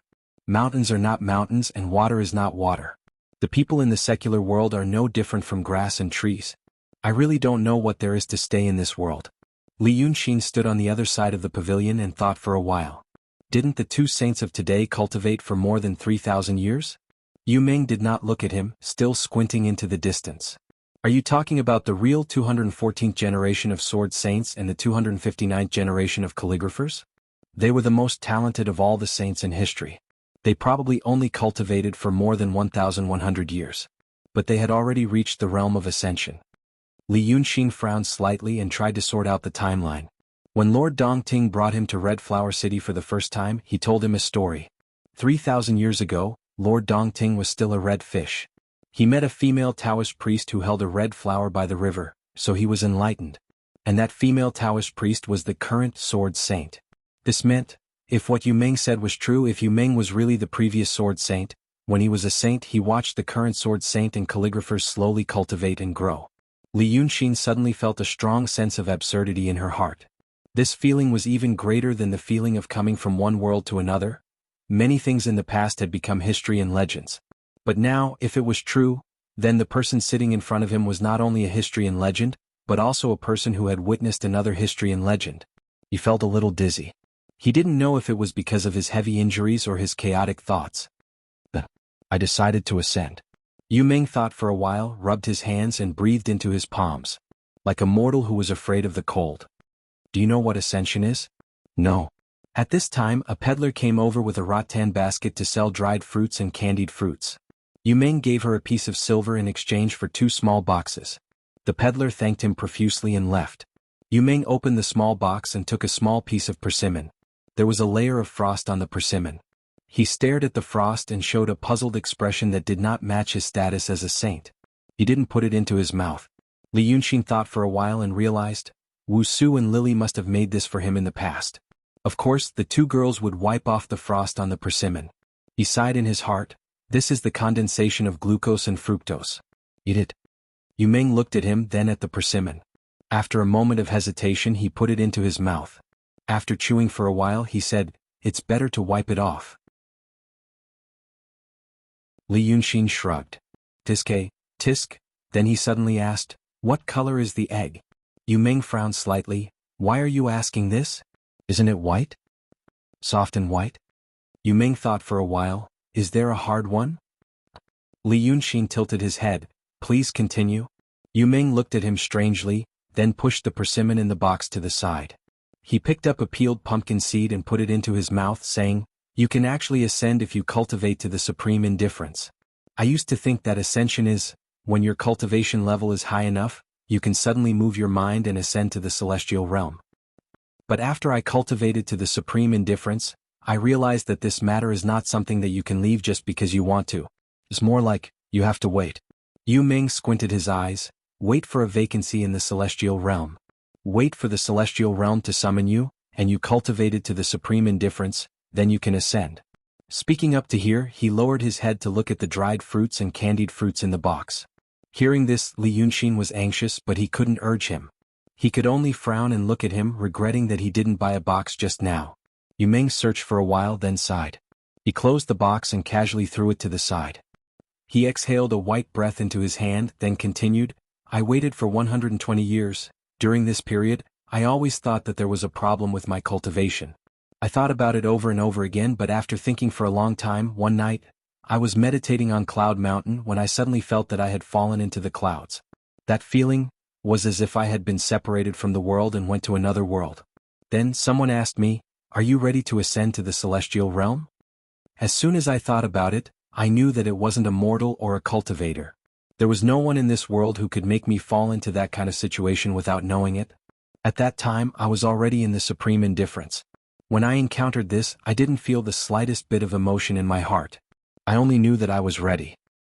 Then I heard that voice say to me, "Then come." Yu Ming paused for a long time. Then it was time to pass the tribulation. Passing the tribulation was naturally very difficult. It wasn't only limited to withstanding the heavenly thunder, but also all kinds of astral winds in the heaven realm. Only then did I understand why it couldn't be a cultivator's thought that could pass the tribulation.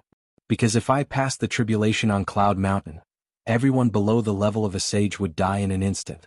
You can't imagine how terrifying the heavenly thunder and tribulation wind are, even with my supreme indifference and more than 1,600 years of cultivation. I only lasted for a quarter of an hour. Li Yunxin thought for a while. You failed? I failed. But didn't the celestial guide you? Li Yunxin asked in surprise. You can also fail this kind of thing? Yu Menglu smiled. He shook his head slightly and reached out his hand as he said, "That's why the celestial who talked to me was also very strange." At this point he looked to the side, then put down his hand. He exhaled lightly and continued, "The celestial was also very strange. Then, it seemed that the celestial who guided me also encountered the heavenly thunder and tribulation wind because I failed the tribulation. As a result, I didn't ascend to the celestial realm, but the celestial fell to our mortal world. Think about it, who was that celestial? The old Shin in your head? Yes, was that old Shin. Then, my cultivation and divine abilities were all gone. The celestial said that before he ascended to become a celestial, his name in the mortal world was Shinmu. This Shinmu, because I failed the tribulation, he fused with my spirit and couldn't be separated. I wasn't on Cloud Mountain when I passed the tribulation. So, after that, I planned to return to Kenzo and return to Cloud Mountain to cultivate again.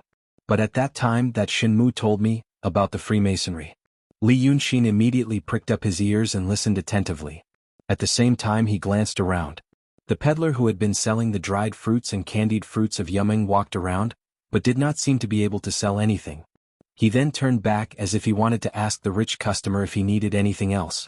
But Li Yunxin immediately glared at him from afar. Scram! The peddler was so scared that he ran away like a wisp of smoke. Yu Ming turned around and looked at the peddler. He sighed and said, "He told me not to go back. He told me that Daotong and Kenzo had actually died out before my generation. That didn't mean that the sects and grotto heavens were gone. But the Freemasonry ran into these sects and took control of many inconspicuous but important positions. For example, in a grotto heavens, there is a patriarch above and a few courtyards below. After that, there are a few halls and all kinds of chores. The Freemasonry might not be patriarchs, but they might be the heads of the courtyards. Or they might control the cultivation of their disciples. All these things the people above can't find out, but the people below have already become mere figureheads. The cultivators of Daotong and Kenzo cultivate to cut off their emotions and abandon their desires, so that they can forget their emotions and ascend. But the Freemasonry don't care about ascension. Although they cultivate Taoist arts and swordsmanship, they don't care about their desires. Thus, the Taoist priests and swordsmen are like numb wooden blocks in their eyes. And they are good at currying favor and scheming. Thus, Daotong and Kenzo didn't die because of the demons, but because of themselves. This is also reasonable. But they only control and don't do anything else. This kind of patience that can endure for thousands of years, not impatient or impatient and slowly build up, is very scary. As for who the Freemasonry are, Shinmu said that they are celestials. Li Yunxin frowned, his heart skipping a beat. He tried to keep his voice calm. Celestials. Not the kind of celestials you think. Yu Ming also frowned and thought for a while. It's a group of bad celestials. This group of celestials felt that the heavenly realm was boring, so they came to the secular world, wanting to bring disaster to the world. But in this world there is still the great Tao. Celestials are omnipotent in the heavenly realm, but when they come to the secular world they lose all their magical powers. However, although these celestials lost their magical powers, they still have other things. The Taoist arts, swordsmanship, these heavenly heart techniques, weren't they originally passed down by the celestials? They lost their magical powers, but they have all the techniques of the world's 36 paradises and 72 schools. Thus, they pass these techniques to the cultivators they choose. That's why those quantum people call it dual cultivation. Li Yunxin said in a low voice. Yu Ming nodded, and this Shinmu, it is said that he doesn't like the behavior of the celestials. Thus, he wanted to take the opportunity to help me ascend to the lower realm. But he didn't expect that he would fail. He also said that the master of calligraphy, who went through the heavenly tribulation at the same time as me, had successfully ascended. This matter must have been known by the celestials of the Freemasonry. Thus, if I returned to Cloud Mountain at that time, I would definitely be caught by the people hiding there. Celestials. Li Yunxin frowned slightly. I heard that the Freemasonry has 414 elders. Are they the 414 celestials from the lower realm? What do they want to do? Just for fun? He felt that some things didn't seem to make sense. But what exactly was the problem? For a moment he couldn't tell. Shenmu didn't say. Maybe it's because he is also a celestial. But then, I met a woman. When Yu Ming said this, his voice became soft and ethereal. He seemed to have mentioned something that he cared about very much, and had rather complicated feelings. That woman? He hesitated for a while and frowned. That woman? That woman? He was originally sitting lazily against the armrest of the wooden pavilion. Now he frowned and straightened his body again. Previously he was like an old man reminiscing about the past in the autumn afternoon sun, lazy and leisurely.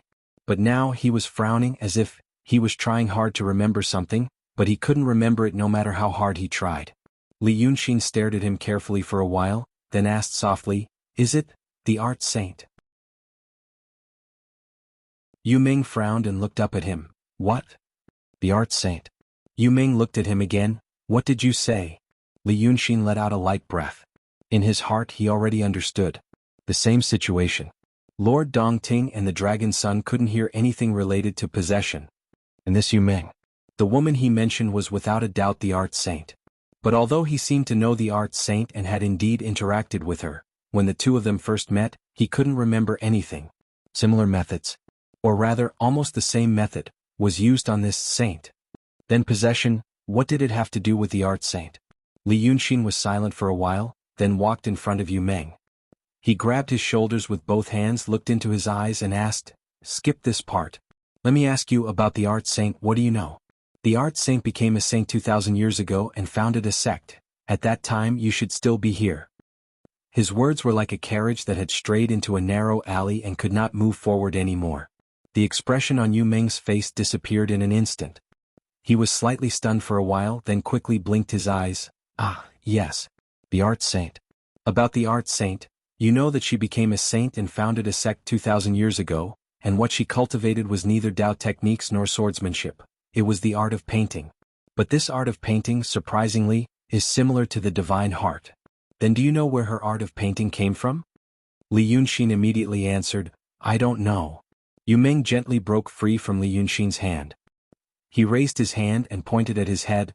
"It was the celestial in my head who customized that set of art Tao for the art saint.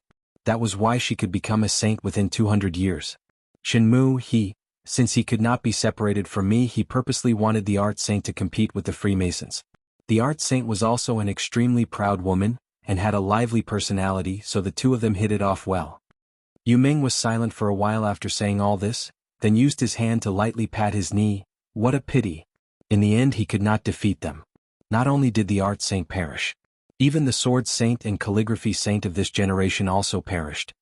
Li Yunxin was shocked and took a step back. "You are referring to the matter of the art saint becoming a demon 1,000 years ago?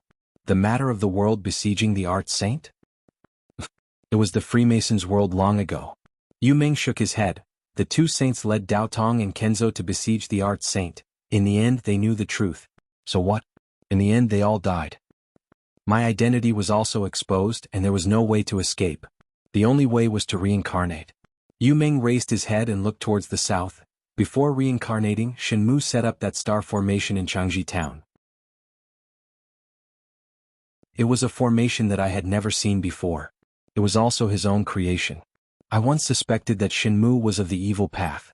But he created the art Tao and used such a formation. Other than a celestial, who else could have such a thorough understanding of the Tao of heaven and earth? That star formation had no other use. It only helped me recover some of my memories. Yu Ming sighed miserably. After reincarnating, I still could not separate from that Shenmu. I was born to know. I also knew that I was different, so I wanted to understand my background. Step by step, I found my way here. And the result? Now, I would rather never have gone to Changji town. I would rather be with the two of them and not care about the disputes of the world. I would find a place with beautiful scenery and spend the rest of my life. After I die, I would reincarnate and become a secular person who knows nothing. Li Yunxin was silent. After a while, he raised his head and looked at the golden ginkgo trees in the distance and said, "You have experienced the taste of Taishang Wangqing before, and now you still want to be a secular person?" Yu Meng smiled. "It is because I experienced the taste of Taishang Wangqing that I want to be a secular person. Don't you know?" Li Yunxin opened his mouth and frowned. Then he smiled and said, "Maybe." Then the two sat facing each other in the wooden pavilion on the peak of the mountain.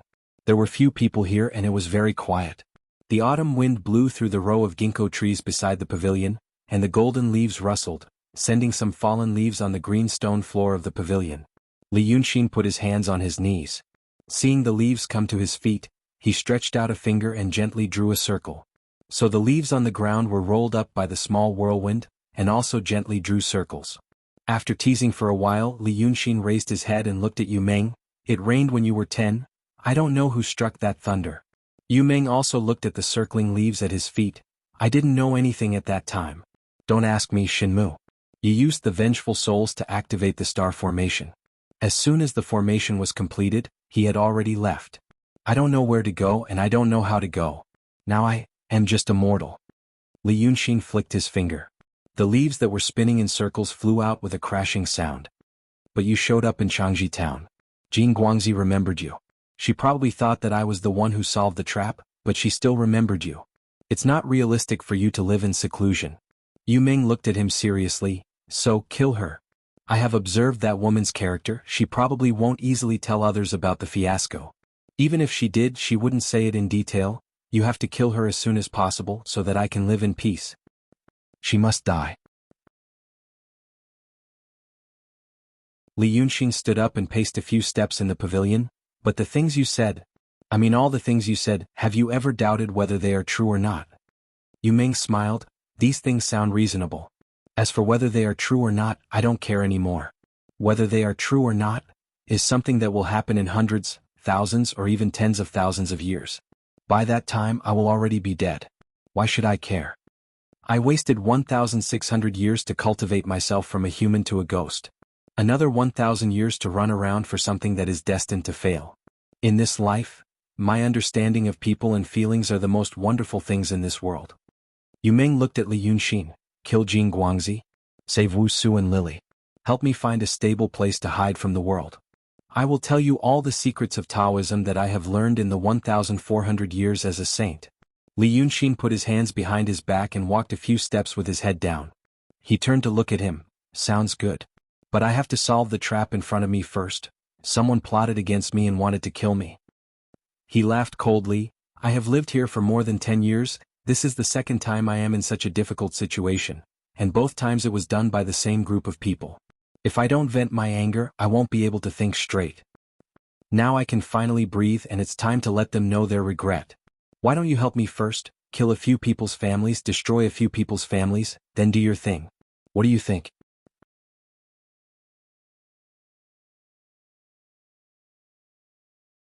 Chapter 352.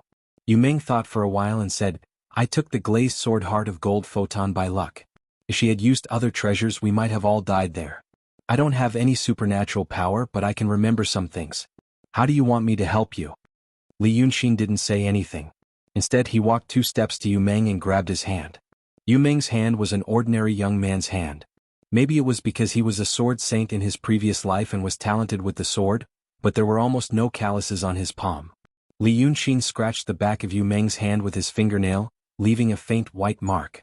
"The people in the mortal world can't hurt you." He put down Yu Meng's hand and said, "Your martial arts are good. But if you want to help me, you can help me sneak into the 5 Ghost Sword sect." Yu Meng was dazed for a second and then frowned in surprise. You brought me here with the intention of killing them?" Li Yunxin humphed and said, "Quick revenge. It's all about speed.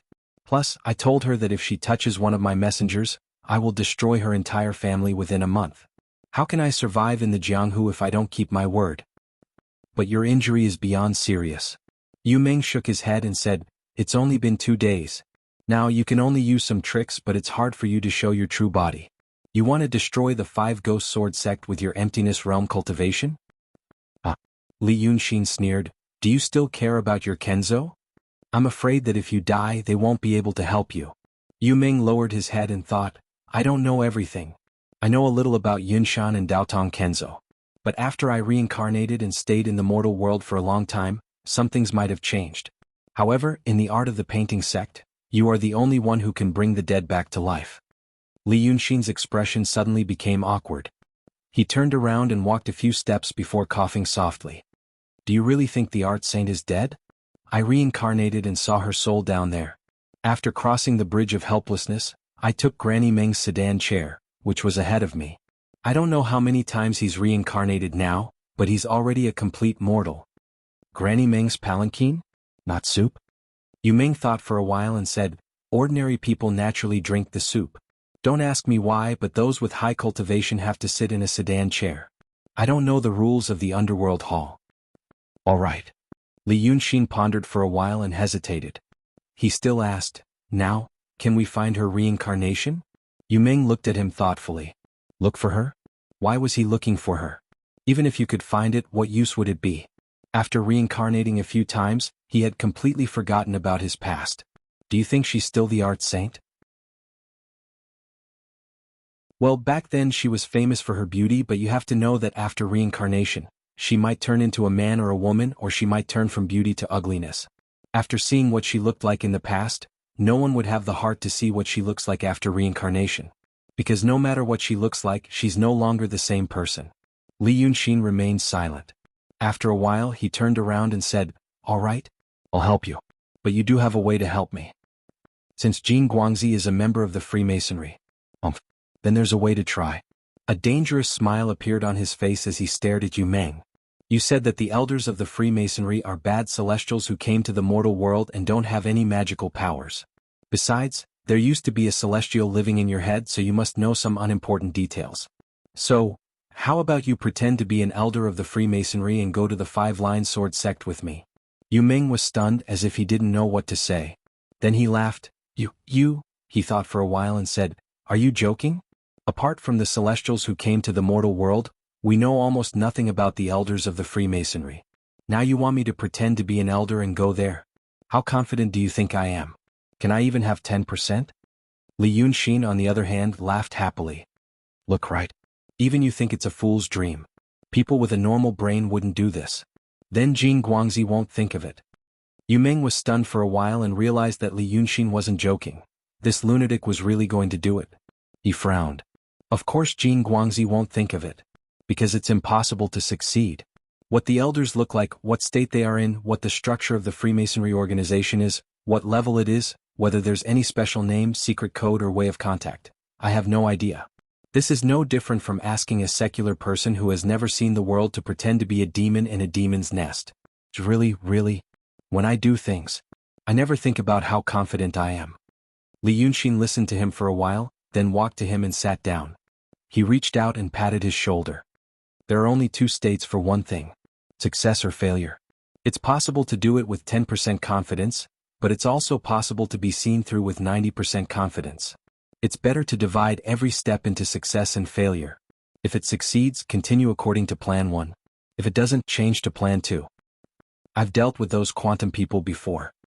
He pressed on Yu Ming's shoulder again and said in a more serious tone, those guys, every one of them is arrogant. They think they're the best in the world and are extremely arrogant. For example, that gold photon. Before she killed me, she rambled on and on about a bunch of nonsense. She had to express all the emotions in her heart before she felt that her thoughts were clear. But it's this kind of people. Guess what I found in common? He raised a finger. When they were talking nonsense and showing off, they never mentioned the elders of the Freemasonry, not even a hint.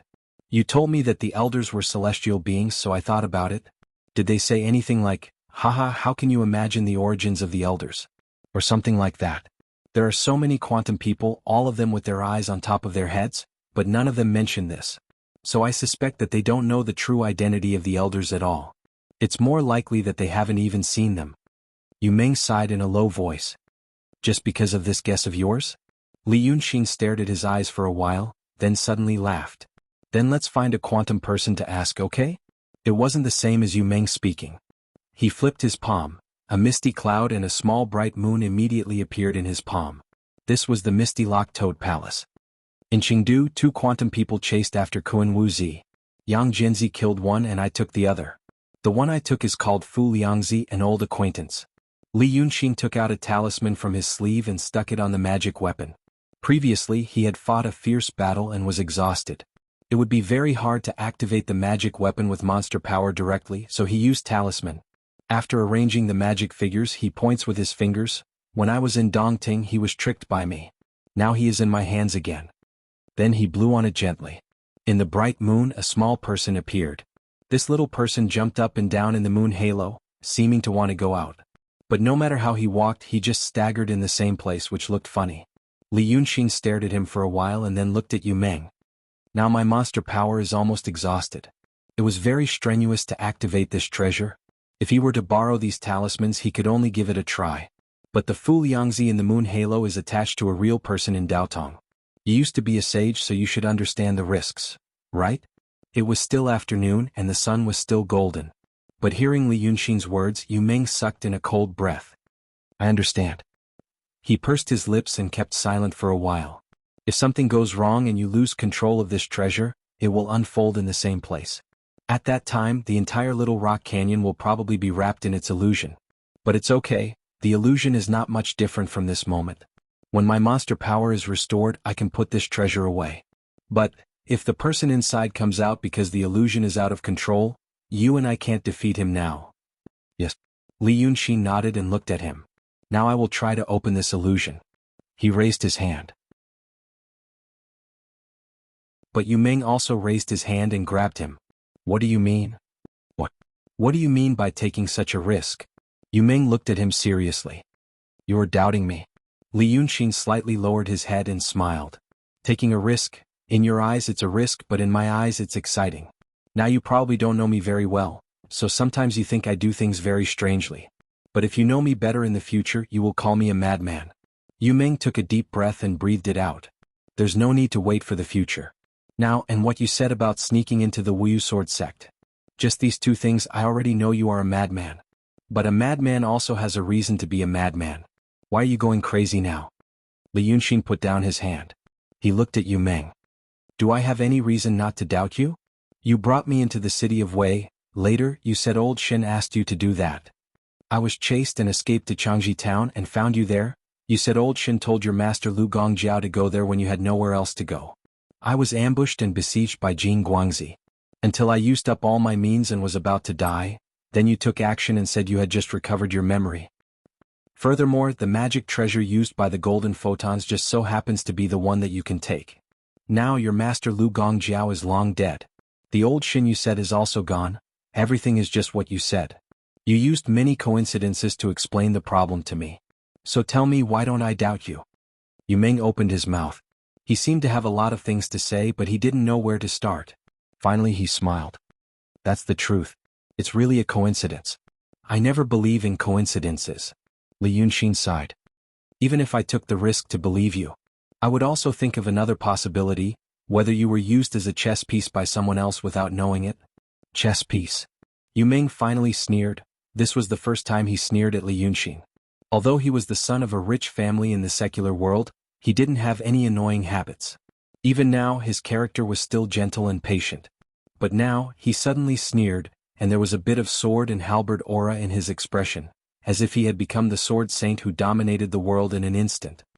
Who can use me as a chess piece? Maybe I didn't know it during the past 10 years. But now that I have recovered my memory, I carefully thought about the past 10 years again. What you have recovered is only your memory, my friend. Li Yunxin interrupted him, slightly lowered his head and looked at him seriously. Only your memory. And those memories of your past, no matter how wise and calm you were in the memory, you have to know one fact.